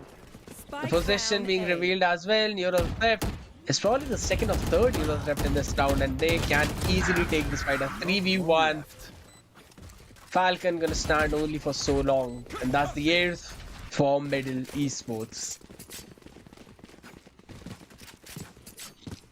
It's just, I don't know, a lot of question marks on top of my head right now. What exactly was going on through the heads of Hyderabad Hydras during that fight? You could have led Aoping, just have a little bit of an opportunity to work that off, maybe find that pick and then dash back out. You would have had an advantage going into this fight, but because of that smoke, they just had free real estate. Like Oping, there is no way he's going to be able to turn around and maybe find a frag for himself from that particular angle. Things are just going from bad to worse for this team as Essie just catching out our whooping. Slacking a little bit here, and one tap god is an absolute demon. Over towards the back, the player from Garage did peek out. They're gonna be coming in with the swing as Blackhawk's gonna be good for another one. Over towards the back end of the side, they're still fighting and they're still going, and somehow they're still winning. Wait a minute, what's happening here? Seriously, Paradox a on the classic lurk. headshot? No, Paradox That is on is the lurk. crazy. And SMM is not gonna be ready for it, but never mind. The movement is there. SMM. He's prepared for pretty much anything that Paradox is gonna throw at him. And now Whip, he's up for this clutch here, scared. There's a good chance he might make it. Yeah, because he'll get the plant down, he will have the time to reposition, and he should have an idea where the rotation might come in from. Again, that's a very big might. He has to go in towards the sewers to reclear that space, and that seems to be where the contact is going to be. Oh my goodness, no way he picks that out, and how did SMM wins that? That should not be allowed whatsoever. No way he had the correct read, and still SMM wins that trade. That is just immaculate. Yes. Yeah, it's a very good thing that you were with your team. Last. Yep. Sheesh. And another thing, SMM, he had no business winning this round at all. Good God, Wimp. He kind of just fell asleep on the trigger there. Yeah, there was a good chance he would have won this, but he completely fell asleep on the trigger. The readjustment just wasn't present. The medal Probably losing out on a was very looking at the crucial round map, for maybe. themselves. There Yeah, was a chance, and for but some reason, yeah, that is true. And Izzy bringing out the operator on the attack this time. Maybe want to probably avoid a 9-3 curse, give the 8-4 scenario, or still, since they've got the operator, they would definitely want to play in for the picks. Now, that's the Hunter's Fury being used up pretty early on, I guess. Could have waited for it to deny the plant, maybe, because it's still over a minute and a half to work in this round. A minute and a quarter, to be honest. And that's Killjoy utilities being taken care of, some chip damage. There's the Vandal being swapped up quickly, and they've shown a lot of presence towards C and B. And this wall is probably going to sell a massive fake, maybe. And I don't think that's going to be the case. But they've got Can you miss every single knife? One tap, God, missing all the taps, to be honest. And now Wimp is one who's got to do the cleanup job. Falcon trying to push through that wall, disrespecting it, and now it's down to a 1v2. Spike has not gone down. He knows the position. Could go in for a spray down. Paradox repositioning coming in. The camera should reveal his own position if in case he places it. Yes, he does. Taken care of just as quickly, only for Wim to peek and finish Falcon off. They'll get the plant in, and it's a 9-3. They try the same beautiful old round tricks. for them overall here. Good shot, good plays, and overall, the strategy coming in from the side of Metal is just drop dead perfect. Here, At this point, I don't think so they're even using a strategy. They just see where other people might be stacked in, try and sell a fake, and then move towards the other side. Just a quick rotation coming in. But honestly, one tap God missing on all of his knives. That was one of the funniest things that I've seen in the previous few rounds. I mean, it's one tap God, right? He has that like leverage to just whip out sometimes. He has to keep everyone on their toes, right? Give a couple of warning shots, allow his teammates to get some kills too. He can't really steal his thunder all the time, correct? Yeah, that is true. That is true. We're just having fun at that point. Trying to go with that updraft play as well. But looking at Hyderabad Hydras, Paradox again playing an off angle, gets one cheeky pick, and that Astra smoke is so amazing to bait him out. And he goes in for a trip setup as well. His camera very aggressive, giving the position of one. That's a spike already down. Why was he running alone as the side is nowhere to be taken? MLT Esports still winning out on that trade, and they've got the spike. Camo, he's in the B all alone, and it's ace or nothing. So that's fun. Could go for a second, maybe not. Paradox easily denies it and wins the round for his team. That's middle, moving up to 10th. Now it's going to be anti-eco, so highly possible they might go in for another one. What is this shot? Holy smokes. This is Paradox being Paradox. He's an absolute demon and a half. Knows how to play this one through as Camo. And the Camo really tried his hardest to maybe do something there, but as a lone Killjoy, what can you even try to accomplish over towards the C side? Nothing's gonna work out for you in the long haul of things. It's Paradox. Playing towards mid this time, kinda unconventional for a Cypher player to normally play mid. As we do see that Hyderabad Hydras, they opted to go in for a little bit of a save here.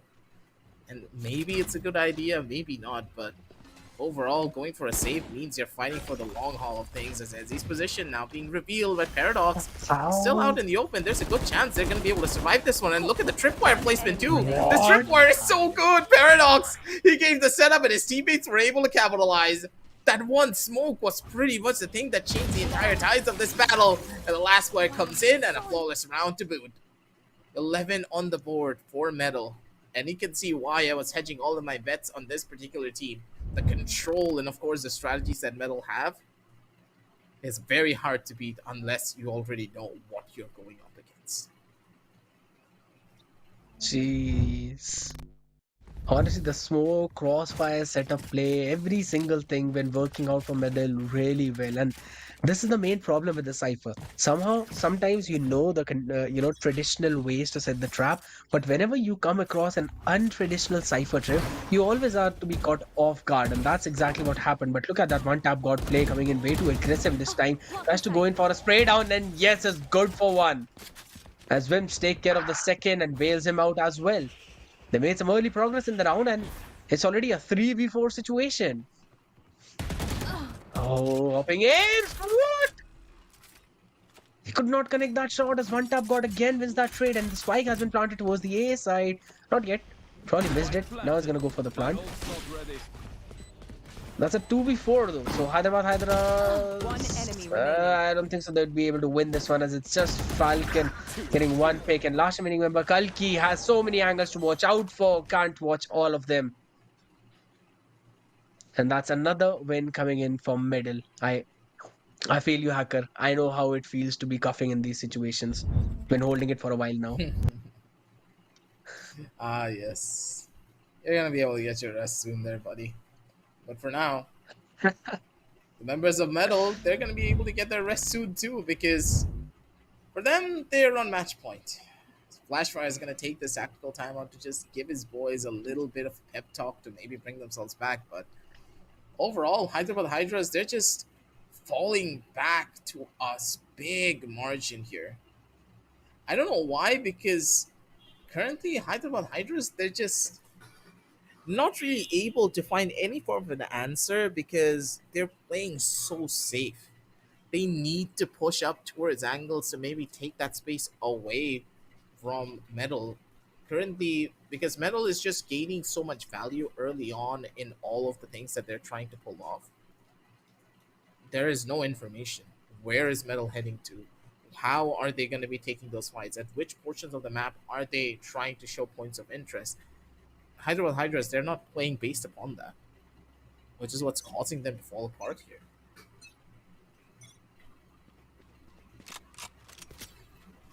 Again, it's 3-12.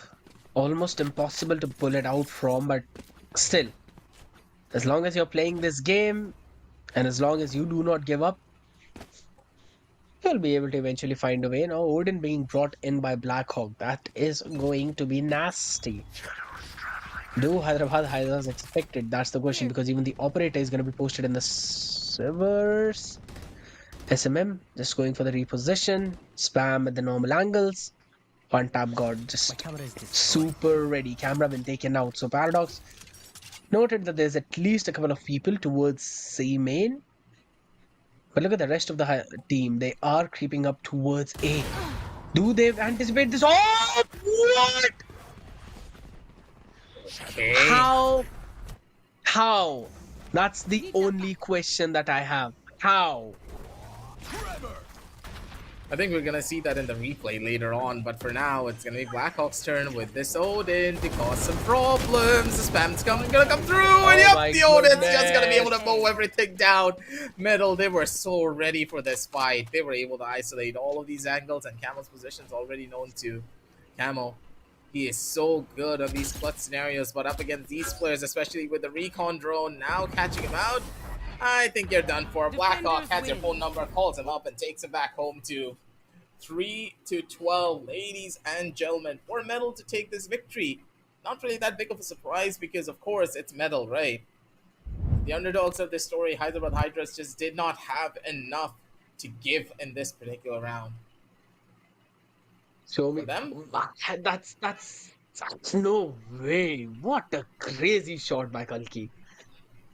But then again, they did not anticipate the Odin and the crossfire spray down towards the A. Now, what Hyderabad Hydras could have done was the fact that once they got the pick on A, they could have tried to sell another fake and end up towards either B or maybe C. They would have been able to catch the members of MLT Esports off guard. But again, I might be getting too presumptuous of myself, because being in their shoes, once you get a pick on towards the one of those sides, you tend to go towards that one only. But Medal had a perfect read. They quickly got a couple of people rotated towards A very quickly, and that is something Hyderabad Hydras did not anticipate. That rotation has already arrived. The cavalry is there, and even that crossfire, seeing the smokes. I really love the fact that that Astra smoke was just like the Omen smoke when Hyderabad Hydras were playing there, but the only difference being so They have capitalizing onto Grayfox. that smoke and sitting in that one off angle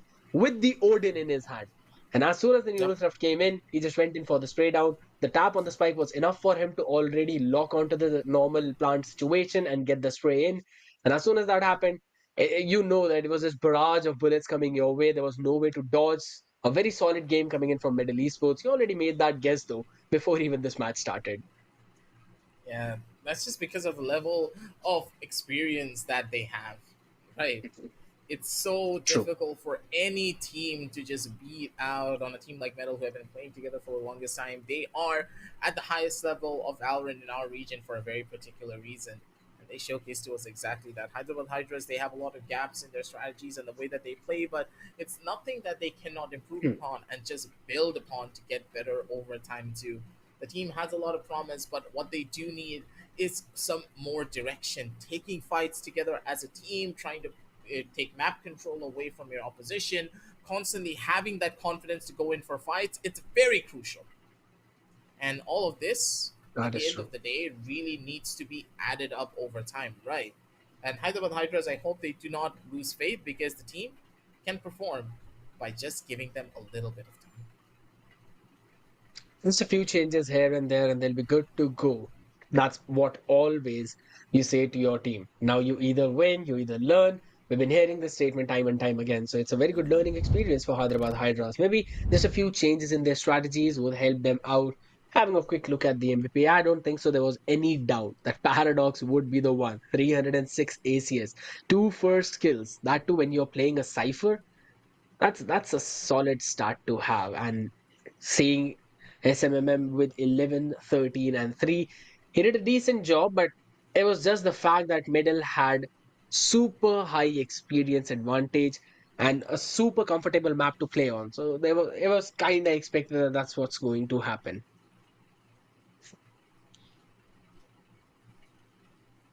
There's so many different It things that just members of like there were a lot of different things that Hyderabad Hydras could have done to maybe not have gone down this route, but I guess like we can say a lot of ifs and a lot of buts, but not really the best of games, right? Hoping Ames also had a pretty rough time of his own, so overall, not very really the best lines, but I'll give them a chance, give them an opportunity, and they will be able to shine a lot more. There's still a lot more games for Hyderabad Hydras to play, so it's gonna be a long one. But what is not gonna be long is a small break that we are gonna be taking right now, ladies and gentlemen. We're gonna be heading on down over into a small break, and we're gonna be back with the final game of the day. Don't go anywhere. We'll be back soon.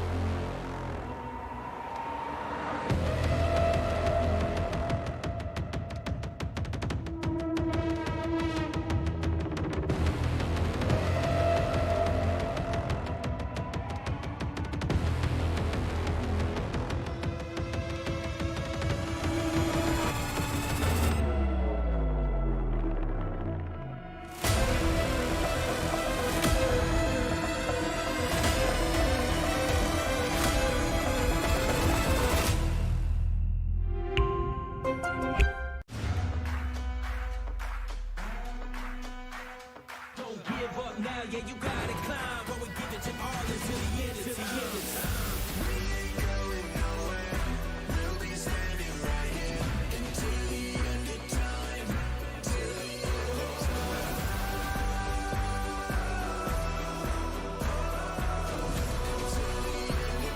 They kick me round, but I won't stay down. I run this town, ain't backing down. We go on them rounds. Yeah, the winds will blow, but these roots too deep. I'm on my feet, the underdog, and I won't be beat. Watch everything we work for fall in line. We gon' give it our all until the end, until the end of time.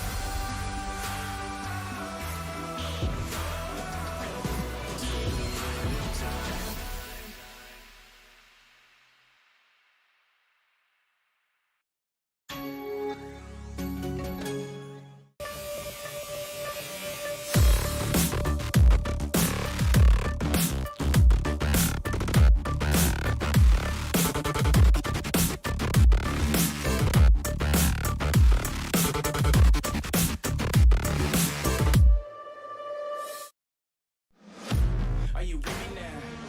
Said, are you with me now? Ain't felt this good in a while. They want us to simmer down. Can you hear me now? This is why we play. Gaming is something more. I feel it coming. It's a now. community made vibrant and real by AI. Technology helps us to be part of something bigger. Games play as if they were real life. Are you with me now? Said, are you with me now? Ain't felt this good in a while. They want us to simmer down. Can you hear me now? Am I going in and out? I stop and just look around to see if you're with me now. This is why we play. A community. Thousands of communities. Tell me, are you with me now? Ready to put it down. Start at the bottom, already forgot it, but they won't forgive me now. You really ain't ready now. You haters just in the crowd. Nothing can hold you back. So, So, why do you play?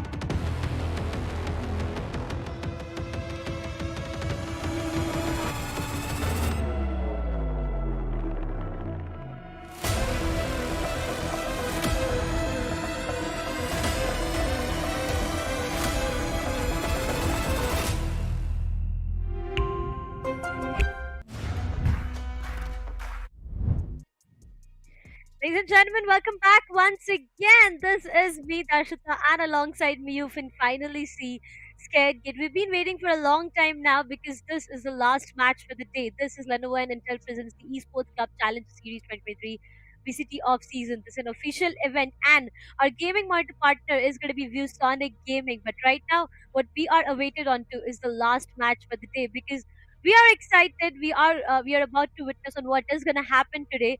But Scared, coughing and sneezing all your way down today. How you been feeling right now?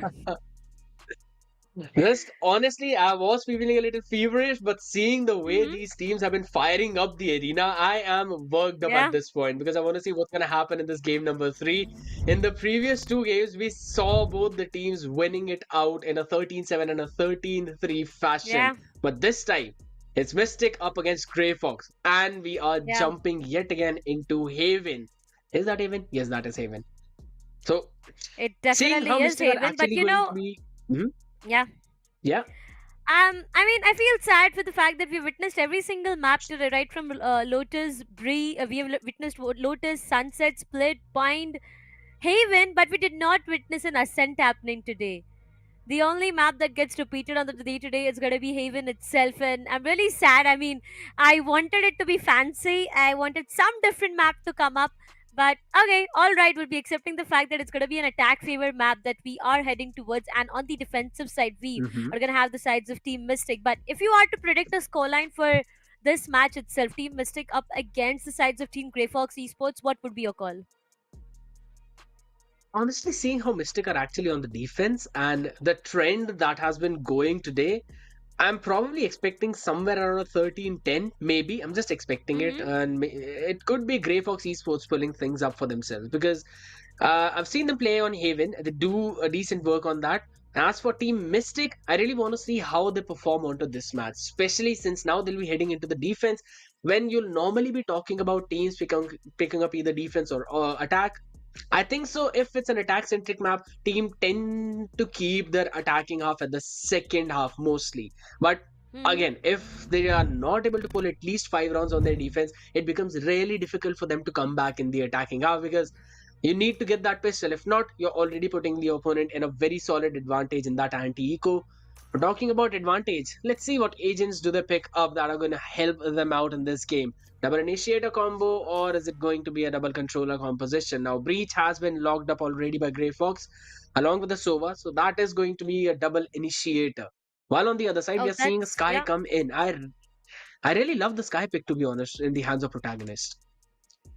There's double initiator pick coming from both of the ends, being the only difference that we do see a Sova and a Sky combination from the sides of Mystic. On the other side, it's going to be the Sova and Breach combination coming up. Now, here's the thing: going down to the map of Haven itself, we've had so much, talk about it. Breach is going to be an important investment. You need to have Breach because it's made for the map of Haven, right? You need to have a Breach, but going down towards Sky itself, I do have double thoughts on how it is going to pan out for the team. Now, here's the difference between both of them, right? When it goes down to Sky, you can actually use those flashes. The guiding light will definitely be a help for you. The seekers will be there. Will be the Sky who can actually heal the teammates, but not itself. And also the fact that the trailblazer, if it does bite, it can give you 30 damage. But when it goes down to Breach, I feel there are flashes. Then when it goes down to the aftershock and the stuns, everything can actually help teammate more. So I am a bit tilted towards the sides of Breach as compared to the investment of Sky itself. But let's say Mystic, if they are so confident on the pick that they are up with, Mhm. let's see how it pans out for them. But what do you think? Breach or Sky? Honestly, if you're going for a double initiator composition, might as well pick both of them because the Yeah. utilities that they both offer, it's absolutely perfect. Now, yes, Sova is a very solid pick, especially whenever you've got those shock dart lineups. Plus, you have the recon dart to work with along with the owl drone. It gives you a lot of maneuverability. Plus, you get to gather a lot of information. In that mid round, it comes at clutch, to be honest. So Yeah. it's a good pick for both of the sides, but still, if you think of it in that way, you know that the guiding light would also blind the opponent. So, Yeah. if in case you use it properly, you will get to know where the enemy is stacked up, or at least the position of one of them. Could be a lurker as well, but you'll get to know Yeah. that information. While if you've got the breach as well in the comp, those aftershocks plus the fault line setups along with the flashes, you can combine all of that along with the guiding light, and it's going to be enemy screen just green and then yellow, and apparently they'll be watching someone else. Yep, it's going to be a complete debatable topic. I mean, in terms of the additions of the initiators that we are talking about, but right now, oh, no delays whatsoever. Wow, that's going to be a perfect start coming Wow. up. Grayfox Esports going up against the sides of Team Mystic. Now, it's really fun to watch Survey coming online. I mean, he is here in the playing five today, and the fact that he's playing a Jet now. Really excited to witness what Jet plays he is about to make, because every single time he's been on the duelist, he has dominated the server. And right now, this is an important match. I remember the previous time Grayfox went up Aha. against Mystic, it was a 14-12 scoreline coming up. It was actually an overtime. So let's see Yeah. if the revenge is taken right. Mystic won that the previous time. This time, Grayfox Esports, they do have a chance of making it to revenge, but slowly and steadily towards the seaside is what the execution looks like. The dash comes in. Survey inside the site already needs to be careful, but protagonist, he finds Survey despite of the fact that the stun came in on a point, not just one, but a 3k he has. A 4k to be converted. The first Oh, round the itself, Casey cavalry. finds the last one. That would have been an ace. What start did I just witness, Scared? Not exactly a good one if you're a Grey Fox fan, but nonetheless a solid if you're a Mystic fan. The way he played it out, protagonist really being the protagonist out here, taking 4K, Yeah. and just as you mentioned, could have been an ace. The cavalry arriving right on time. Now, what I feel is that Survey, he jumped in towards the side. Yes, that was all very well. But I think so the timing by the follow for his team was not that good. They could have also tried to follow him up even faster, or maybe he could have taken a half a second step back and then went in for the side because paranoia and flashes, all those utilities would have come. However, they were going for the same execute yet again. Flash not being able to dodge. Demon still standing in that corner. Bloody what? Two with the Marshall and that too without actually getting a proper scope in. A no scoping, that to two, and then quickly switching it off with a ghost and shutting the entire C push down. It's 2 rounds in a row now. Now, yes, it was an anti-eco, but still, you would want to take away as many weapons as possible. Yeah, actually, it was important to take down the weaponries coming up from the sides of Mystic itself, but they're looking so confident right now. In the first round itself, protagonist, I have to give it to him. The 4K he converted. In the second round, it was one of his teammate converting a 3K. I mean, every single round, if Grayfox let that happen, it's going to be so difficult. Right now, the flashes do come and it's going to be an A execution, bloody, to start things off over and over again. Finds Survey, and that's a perfect headshot landing. Grayfox Esports, they need to calm themselves down. They were trying to show a lot of aggression towards the A site itself, but with Bloody being there, it's impossible to even have your steps inside the site. Slowly and steadily, the rotation is being called off. They are making their way towards the C, but there's one player right inside the C as well. And towards the B and garage, there's going to be the cages setup present. So Grayfox Esports full by round cannot mess this one up. Now, I really love the utility usage as Grayfox quickly cleared the Sivers with the Trailblazer, and now they've cleared the C main as well with the Owl Drone, who has already tagged one person. So they know that they've got the rotation in towards the C side, and I believe the opening that Mystic had, they've kind of, you know, covered it up perfectly because C was really open for Grayfox to actually go in for the hit, which with the proper 30 utility seconds usage left. now has been taken care of. It's 3 people stacking towards the C side, and all the B side utility by the Killjoy has not yet been triggered at all. So it's going to be an A hit. Another good read by Mystic as the rotation is already coming in along with the fall time. Used up, bloody smoked off. So he cannot do anything, no vision whatsoever. He all is going to be dependent on how his team actually jumps in. He jumps downwards. Gardner takes him down. 2 people towards the lane, both of them surviving and wrapping things up, getting the weaponry upgrade. My goodness. And Godspeed not at all looking happy with the performance his team is putting Exactly. in. It's disappointment that I can What the see on his shot face was. right now. That shot was crazy. Survey has a lot of responsibility onto his shoulders right now. The fact that he needs True. to go in, make the space for his team, and help his teammate get the side control. But on the sides of Mystic, it's looking so good. Protagonist, he has a crack aim. He's going in for aim duels, and he is able to convert 1, 2, 3, and 4 at the max that he converted out there. The flash comes All in, that's going to give out right. information, and now it's going to be a B push. The economy does not even look good. Protagonist Holy start things off once smokes. again. Finds Survey now. Every single time, if your duelist is falling down while taking the entry itself, it's going to be so difficult. Grayfox Esports again. The duelist is done for. They are trying to make their way towards the garage, but Flicker, the angle that he is holding, can be so vulnerable. Not just one, but he can actually convert multiple frags out there. Scared. That is true. And the HP on Twist as well as Ion Q, it's not good at all. They're barely surviving. They're barely breathing at this point. And they've got no map control whatsoever. Just look at that. All of them clubbed up towards the garage. And you already see 2 people stacked up inside of it. So if you try and make a play there, you will be doomed to be finished off while everyone else is surrounding them. It's a perfect way to play. And they're giving up the space on towards the B side. Recall's gonna no. come in. Demon wants to deny the plant. Actually gets ahead of himself, taken down. But nonetheless, protagonist and KZ are there to finish things up. 3 for protagonist yet again. KZ getting 2 for himself, and that's the 4th round being converted. Now it was a save for Grayfox. So they have to convert this round whatsoever. Why is protagonist on a sky? Give him the He's duelist. fire. Give him the He's playing duelist. fire.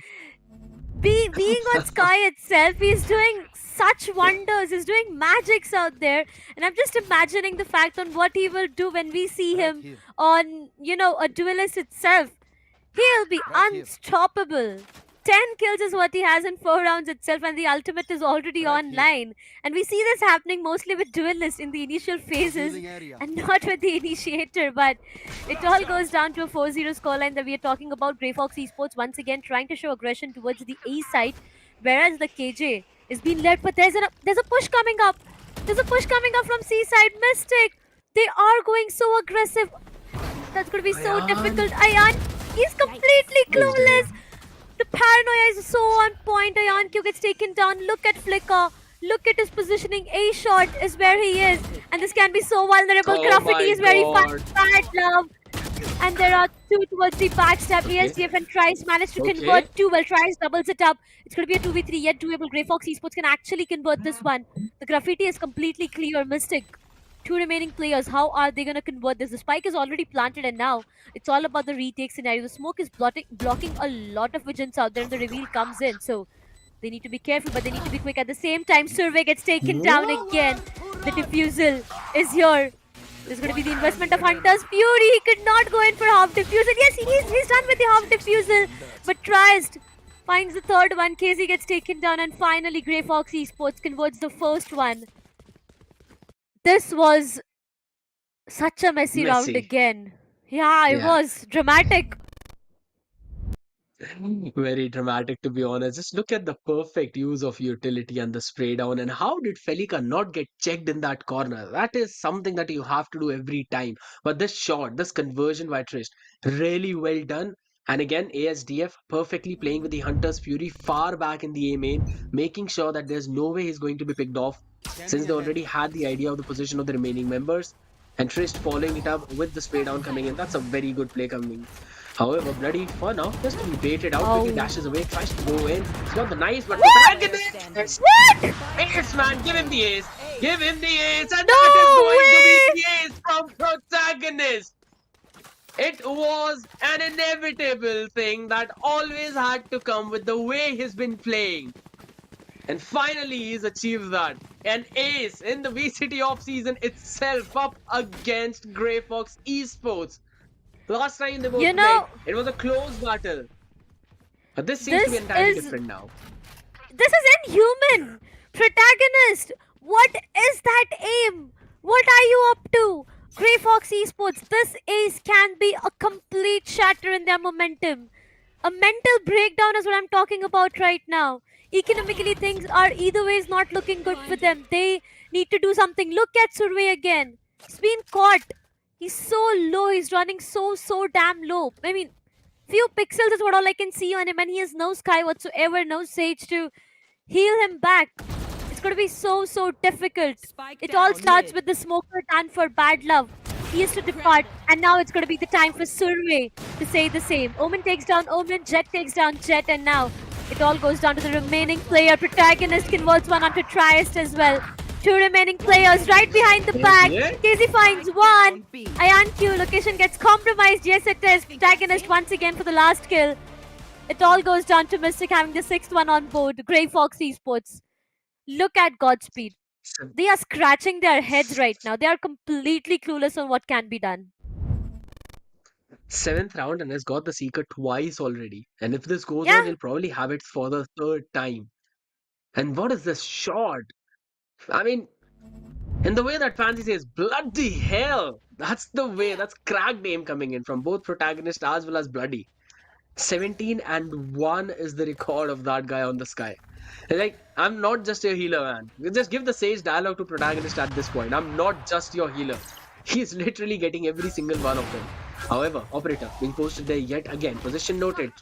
Flash is going to come in along with the fault line, so they're pushing him back.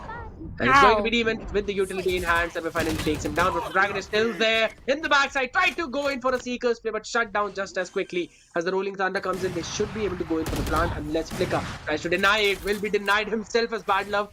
Stops it, goes for it, goes for the pick. 2v3 situation with an operator on the Yeah. hand and everyone playing inside. And I really think so that is a very solid way to play out, especially when you know that enemy has an operator. Just do not give them any kind of opening. Slowly and steadily, right now, it's all about the retake scenarios. Two remaining players, Team Mystic. Oh well, Bloody, he does converts one onto Bad Luck. One The enemy operator remaining. comes into the play, but KZ gets taken down. And on the other side, it's going to be Bloody. He has the Blade Storm to work around with, but time is what is not his best friend right now. Three remaining players. Even if he manages to take down them, he won't be able to go in for the defusal. So it's better to actually go in and save the operator because that's going to cost a lot. For now, it's going to be the second one on board. Grayfox Esports slowly and steadily, they are getting back. They are gaining rounds. They've lost one, but they got one in return as well. And this was a good execution coming up. Survey this time found one. Though the trade was on point, but still, the sides of Grayfox Esports, it was an important round. They got it. But you know, the fact that it is an attack favor map that we keep talking about, that's why things might get difficult in the second half itself. Look at how aggressive Mystic is getting. They are having such a great map control for themselves. It doesn't matter if it's an attack centric map, as long as you've got protagonist on your side. You're going to win the half that you're playing in. And that's the way they've been playing for right now. Oh my goodness, they did not anticipate from the shadows into the heaven. As Bad Love, caught by the Seekers, will quickly throw out the paranoia. Having the heaven control is something that's very important. Mystic have been going in for this kind of play time and time again. But when the smoke fades, it's going to be problematic. Protagonist tries to play one more time. Wanted to go for the pop flash, but the spray down by Bad Love into that smoke. It could be an ace for him as well. He's got the 3 picks. HP pretty low though. That is one thing. Smokes off heaven. So the plant is possible. And that's what they're going to do. It's a 4v2, but they have to be very smart. They have to be very active. They cannot throw it. Yeah. They definitely cannot. Grayfox Esports once again. Might just be the third one that rolls in for them. Slowly and steadily. The spike is planted. Survey. Oh, the pixels are visible. Survey finds one, and that's going to be Flicker. KZ is done for. The last nail into the coffin gets put by Ayan Q. And that's going to be the third one on board. Slowly and steadily now, it's time for Grayfox Esports to make sure that the difference both of these teams have is closed, because it's going to get a bit tough in the second half itself. Right now, it was again a good round coming up. They got the site under their control. The plant was done, and it was all about the post-plant scenario. An instant timeout coming up, 2 rounds back-to-back. Grayfox got for themselves, and they know how important it is. Godspeed. A bit of a re-strategizing is what is needed right now. And look at that. Grayfox Esports, right now, if they want to have the site control for themselves, the KJ lockdown is available. They can actually go and have the site control for themselves. On the other side, Bladestorm will be online as well. But on the sides of Mystic, there's just going to be one single ultimate, and that's going to be from the shadows. Now, there are 2 different scenarios that can happen from the shadows. Either use it as a distraction to gain information, or maybe an expensive recon that we can talk about every single time.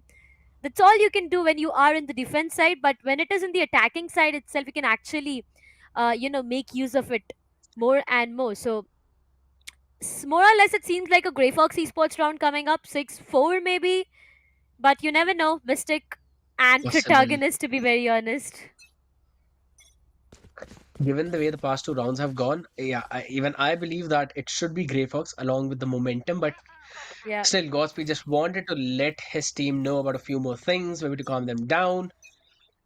Because the spray was survey was not that pretty on Killjoy. Yeah. Still, he got that on the round for his team. Either ways, Oh, they still have to have an idea about the operator being posted now. They've pushed Bloody back from the main, so they should know that he could either go into the Sivers or would probably play from the backside. Now, that's going to be the lockdown invested.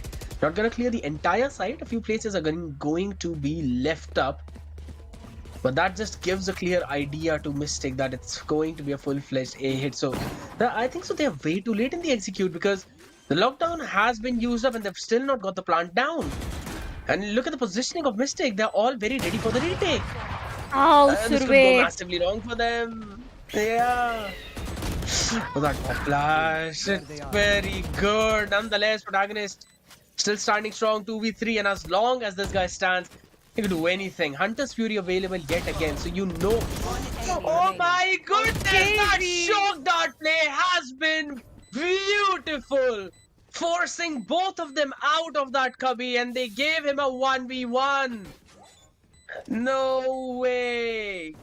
That is a massive misplay coming in from Grayfox, giving the 7th to Mystic. Things are not looking good for Grayfox right now. They need to get rounds. They need to at least close it on a 7-5 half. I mean, that is itself a disadvantage. But again, they need to, because it's the map of Haven and we've talked about it n number of times. Mystic, that retake was phenomenal. Though they did lose onto those numbers out there, but that was completely alright. Look at Protagonist right now. 21 kills and 3 deaths. That's all he has. That's almost what, a 7 KD to maintain? I mean, come on, you can actually go in and, Sevens take at the 21, total. Yeah, you can actually completely sum up the number of kills his entire team has, and it would be, what Yeah. Protagonist has in total. It's just him and his Vandal, his Stomping 3Ks, everyone, his literally. 4Ks, and his Ace all around.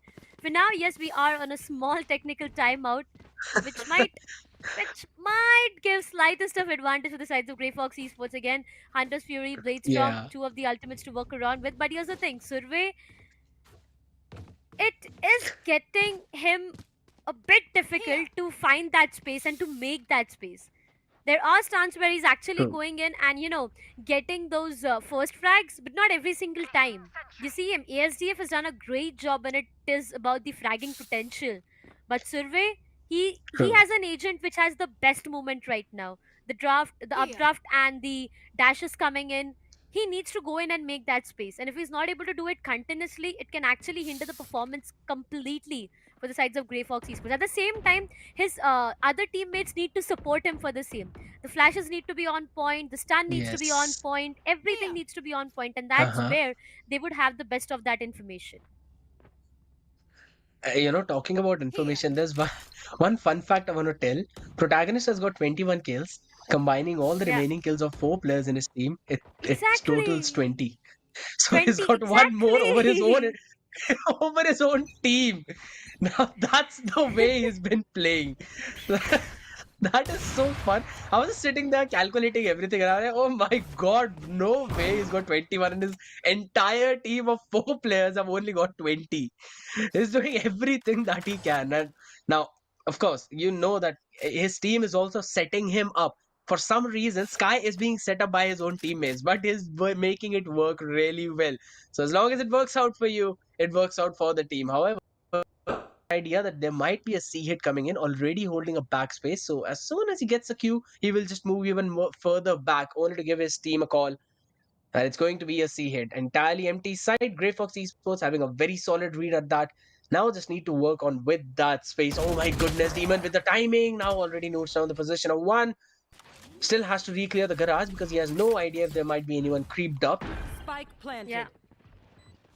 The rotation has been called as well. So retake should come in anytime soon now. It's going to be a 5v5 complete proper retake coming up.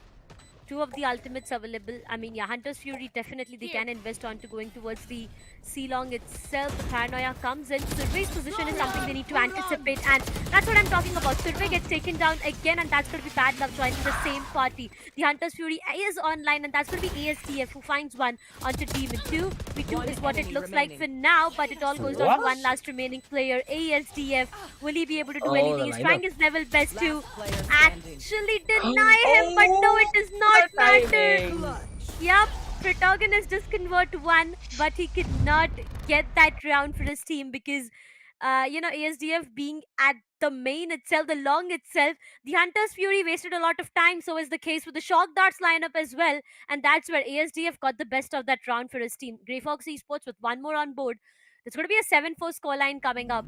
Slowly and steadily, Mystic, the number of rounds that they have got in the initial stages as compared to what it is right now, they are on a small pause, I would say, and the economy is not looking that great. So 7-5, what I was talking about a while ago, can actually be the case. That is true, and honestly, a very well played round by Grayfox Esports. There's been two times now Yeah. that ASDF has been clutching these rounds really well for his team, and it's all in the back of the setup of the entire teammates, right? So I really love those lineups as well. However, Survey being tagged in a little bit, they're still going in for that B hit, probably committing. No. However, Demon quickly gets one, and it's just a massacre from both of these sides, 2v3. And it's in favor of Grayfox Esports. So the timeout has been working out really well for them, and it's going to be a full-on C hit as they decide to go towards the other Spike direction. planted. A 2v3 retake, going to be difficult though. Yeah.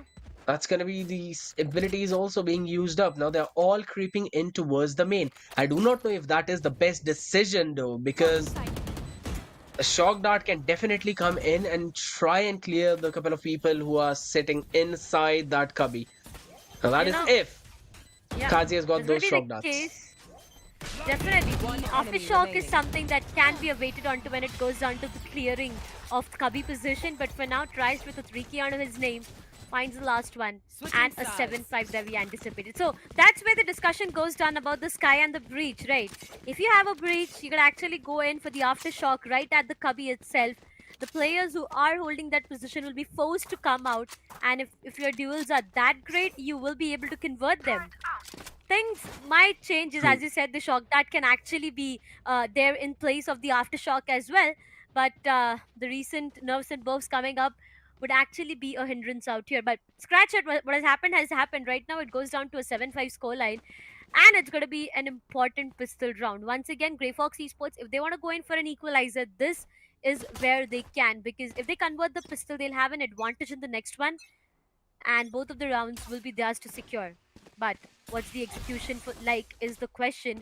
Early shock darts do come in, but that's a lot of location. What? Triest converts one through the smoke onto protagonist, and he's done for. The initiator says goodbye. Mystic left on with 4 remaining players.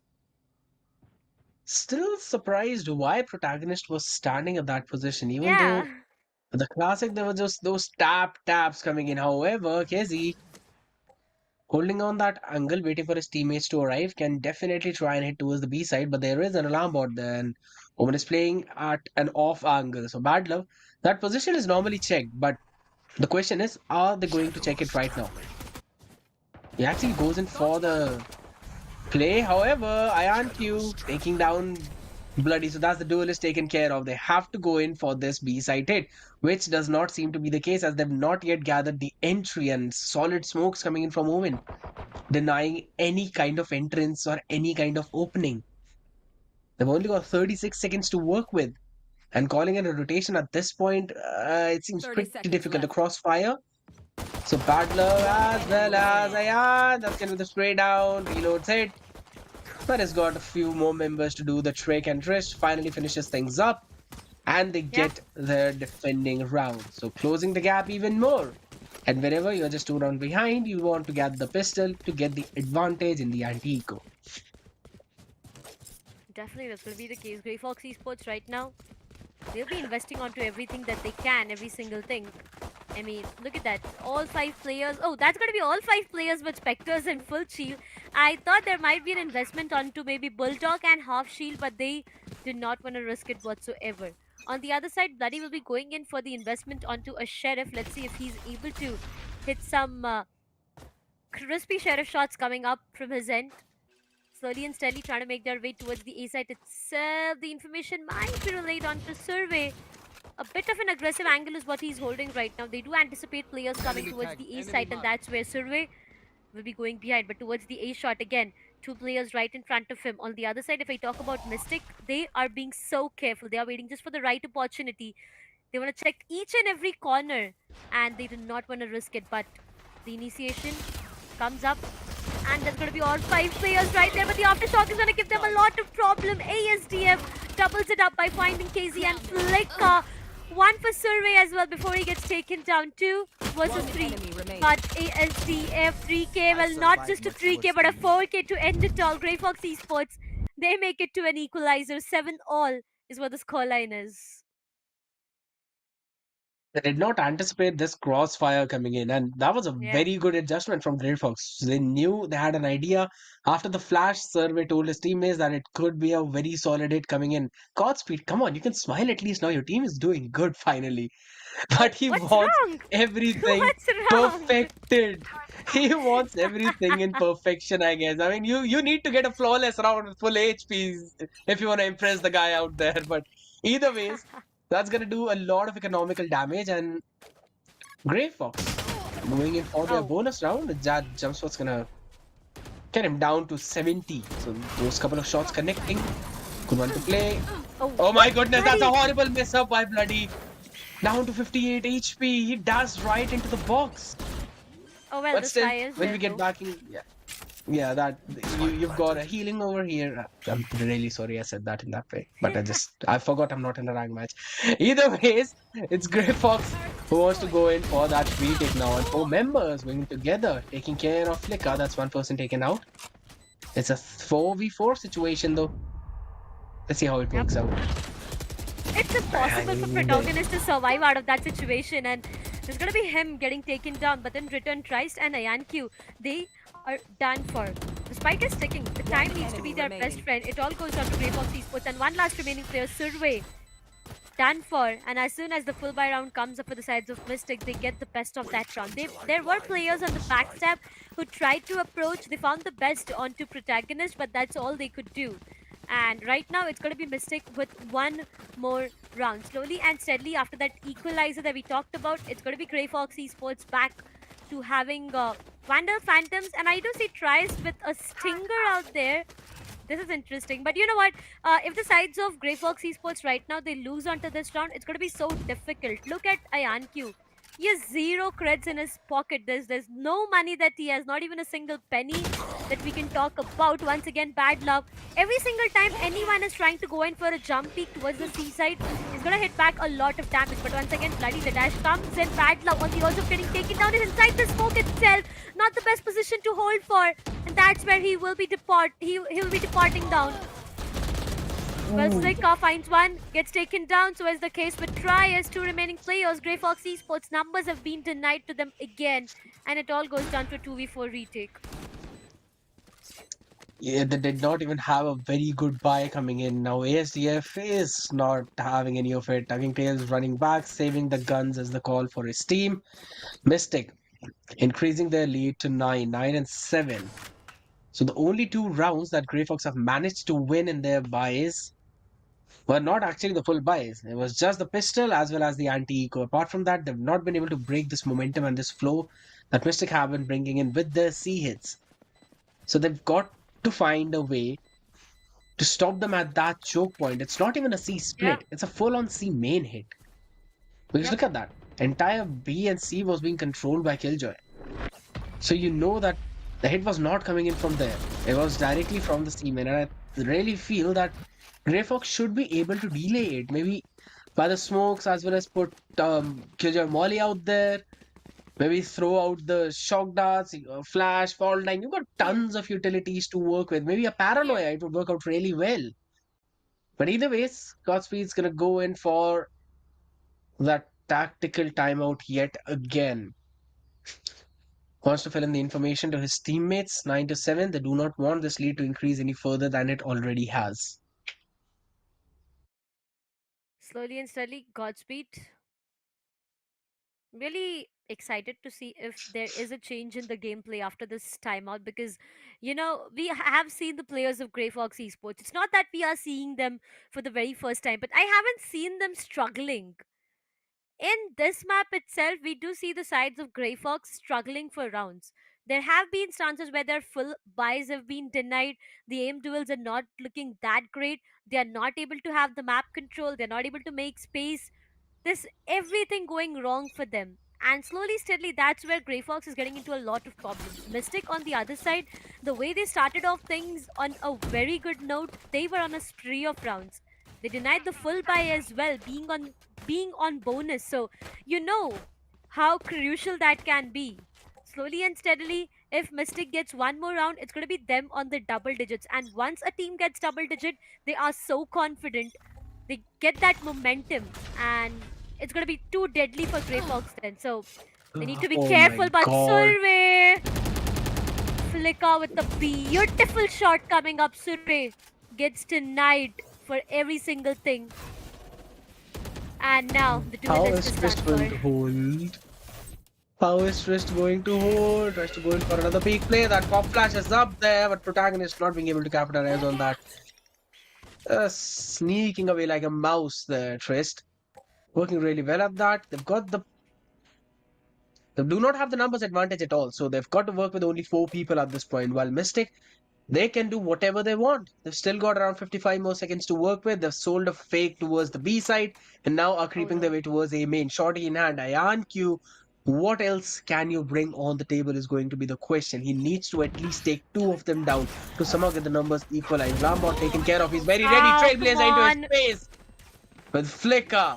A nasty cover up coming in, and they've got the side 3v5. And it just seems nigh impossible for Grayfox Esports to come back in this game. Alarm board thrown right in front of him. And Triss just so very low in that HP. Will take care of it. That's going to be the paranoia. Peak coming in by Bloody with a 3k. The spray transfer is immaculate. Ayanku at the best of that angle, but little did not expect the Trailblazer to be there, or not really sure at what went down. But you know, Demon, though he's on 5 kills, his paranoia is on point every single time. In the previous round itself, he was waiting under Haven. The paranoia came in, and his teammates went in to peek, and they got those frags for themselves. 15 assists is what he has because of the. It is because of the smokes and the paranoia, but once again, Bloody, you know. That's where the nerf comes into the play. The double updraft will be denied for. And now Bloody, he did try to go in for one knife, but Survey on the other side, he's holding a very aggressive angle. Mind it, that's a very aggressive angle. The information, yes, it's relied on to. The outrun dust comes in, but Triest, what's the plan like? He is waiting for his teammate to give a call. On the other side, the rest of the players have already made their way towards the B and the garage. KJ and Omen towards the C site itself. They need to be careful. The initial contact comes up, and that's going to be bad love. Done for. Did not anticipate. Or maybe failed to connect That his was a shots bad out there. engage. Yeah, it was. Again, Mystic has the numbers to play around with. Absolutely. 4v5 is the situation. Grayfox Esports again have to spread a lot of people out on different parts of the map to try and take control, but somehow they're trying to get the numbers equalized. Twist good for one. Huddersfield is going to come in to try and deny the plant, but the rotation is going to be just as quick. So, how well can he play this one out? Maybe not enough. As that's going to be ASDF staying back inside the spawn to try and pick someone off, and it's all on to Killjoy to try and play it out. Even the lockdown has been invested to buy the time. And they'll be getting the reposition in as well. One in Severs and Demon in the main. There's a smoke right on his face, and Q, he's literally in the heavens. That drop is going to be heard definitely. Needs to go in for the tap. Paranoia is going to come in, hitting perfectly down to 32 HP. Demon goes in for that spray down, tries to get the shots connected, but Ayan still trying to play it for that. Not actually sticking it, but the time is ticking low and has decided to just run back, try and save his rifle. No chase coming in from Mystic, so they're going to let him keep that, but they will take the round 11 and 7. Grayfox Esports, things are not looking good for them. Slowly and steadily, it's the match point that we might talk about, because Mystic right now, they need one single run. Now, this initial contact, Bad Love is trying to hold that complete different angle, but there were players in Garage, and that's where everything just seemed to be falling down for them. ASDF, yes, he managed to convert one or maybe two out there, but that was not enough. And now look at Grayfox. The economy is completely shattered. Mystic can easily get the match point for themselves. And there you go, the Omen ult comes in. That's going to be towards the Haven. Yes, he has the Haven control. There's one player towards the shot. ASDF, what can he do? What can he do is the question. The only thing that he has with him is a sheriff to play Is a around. sheriff. So Yeah, exactly. It's just so difficult right now. Slowly and steadily, two players right on the face. Demon, good for nothing for now as Ayanku shuts him down. And the numbers have faltered. Grayfox Esports, now that they have the numbers and the weaponry retrieved as well, they need to take this round very slow. But why is the rotation being called off? The entirety of Oh Mystic is my making their way towards god. the A side. This is not looking good. That they tried to kinda outplay the entire Mystic team, but the noise cut was so very well done that Grayfox thought that it's a full-on rotation towards the seaside, and the spike is now going to be planted on A. The Rolling And it's Thunder. just too late to realize. They've got a Rolling Thunder to work with. They also have a From the Shadows, so could definitely go in for a backstab play with it. Plus, they can try and take the control of the side. However, do they expect Bloody in the Ow. heaven? No, they do not, but he missed the shots. Bad Love finishing him off. So now they've got the control, and Survey is there, finishing Protagonist out of the picture. That's a 2v4 retake now. Paranoia is just going to go in, trying to connect. There's a Molly being used. They've got Sheriff to work with. Cloud was going to be there, but Bad Love with a nasty angle. Takes down KZ, and it's all down to Pleka, who tries to play, takes one, but is quickly traded by Ayan. And the defuse is going to come in along with the Thrifty, so it's 11 and 8. Grayfox Esports still have some life left in them. Yes, they definitely do. The Rolling Thunder was even not invested onto, so there are still high probability chances. Can Grayfox Esports, they might get it to an equalizer soon. 8-1 for now is what they have, and look at the amount of ultimates they have to play around with. The KJ set up towards the A side this time. Now this is interesting.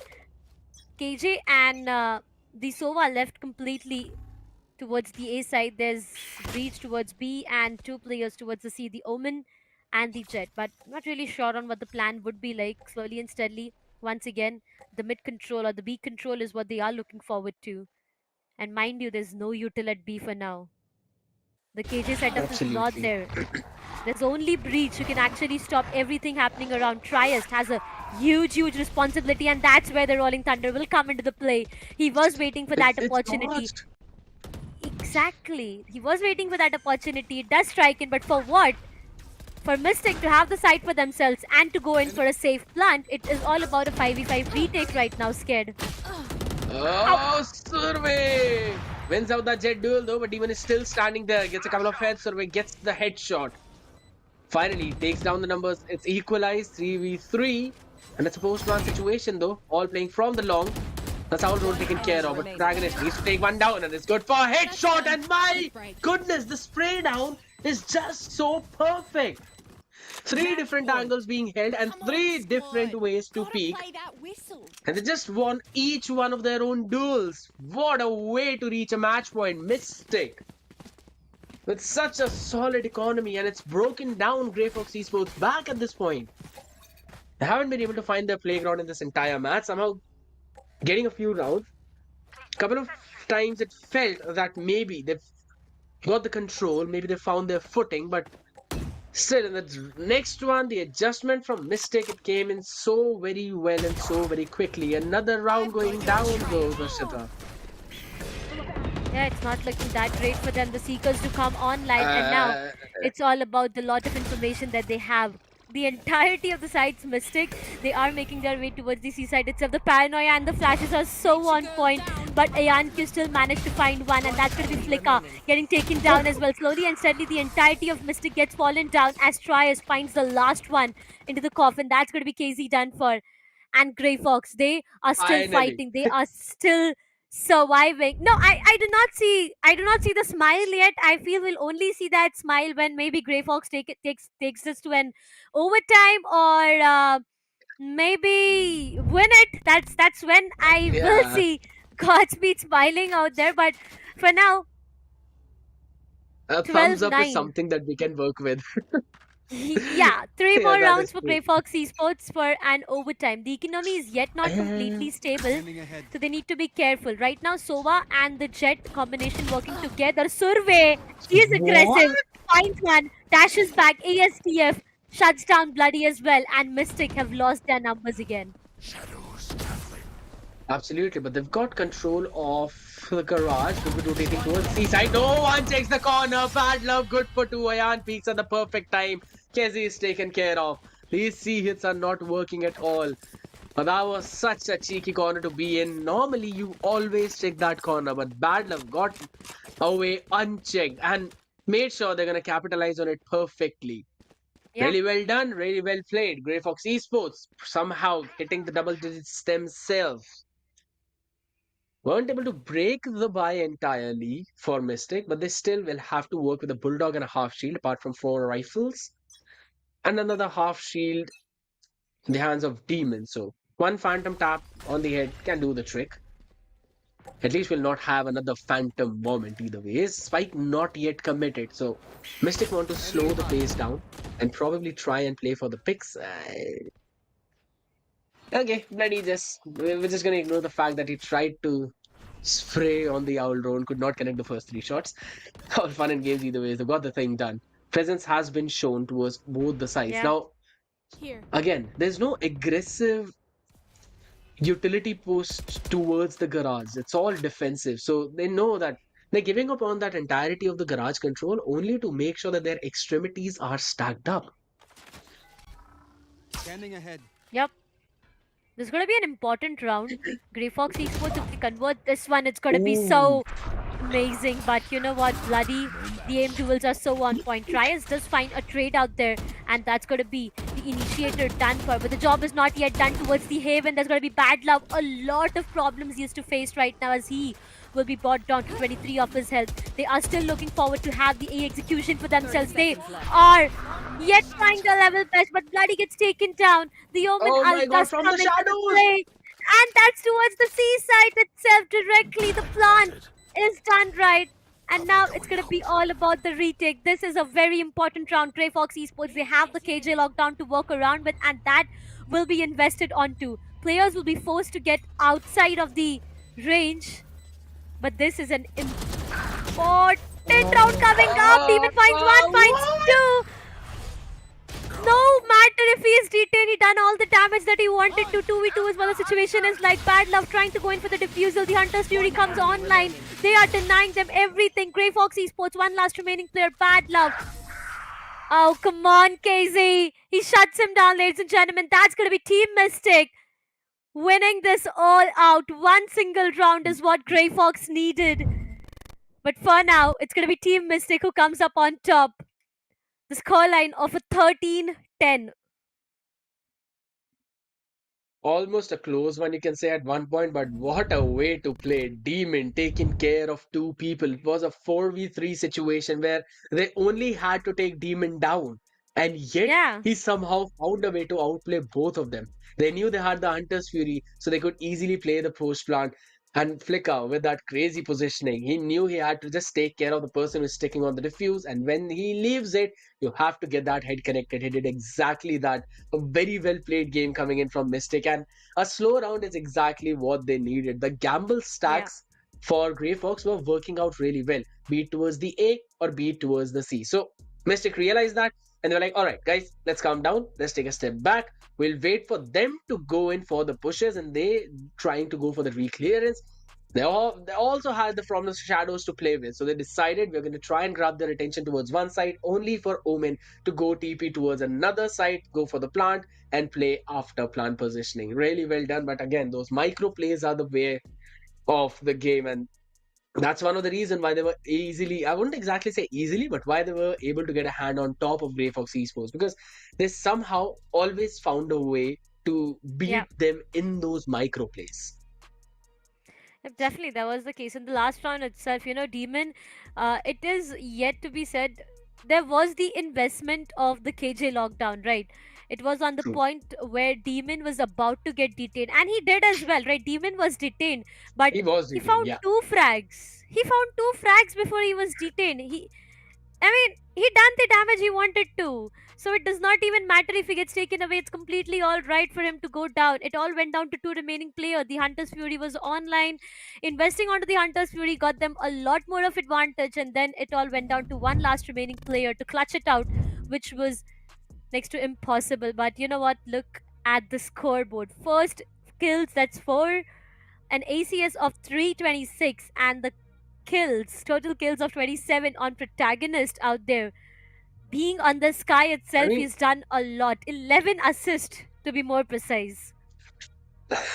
we cursed him out so bad, didn't we? He had over 23 or 24 kills Yeah. right in the first half. Yeah. He only managed 3 after that.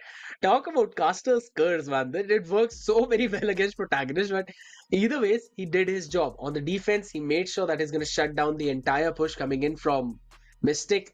I apologize, Yeah. from Grayfox Esports.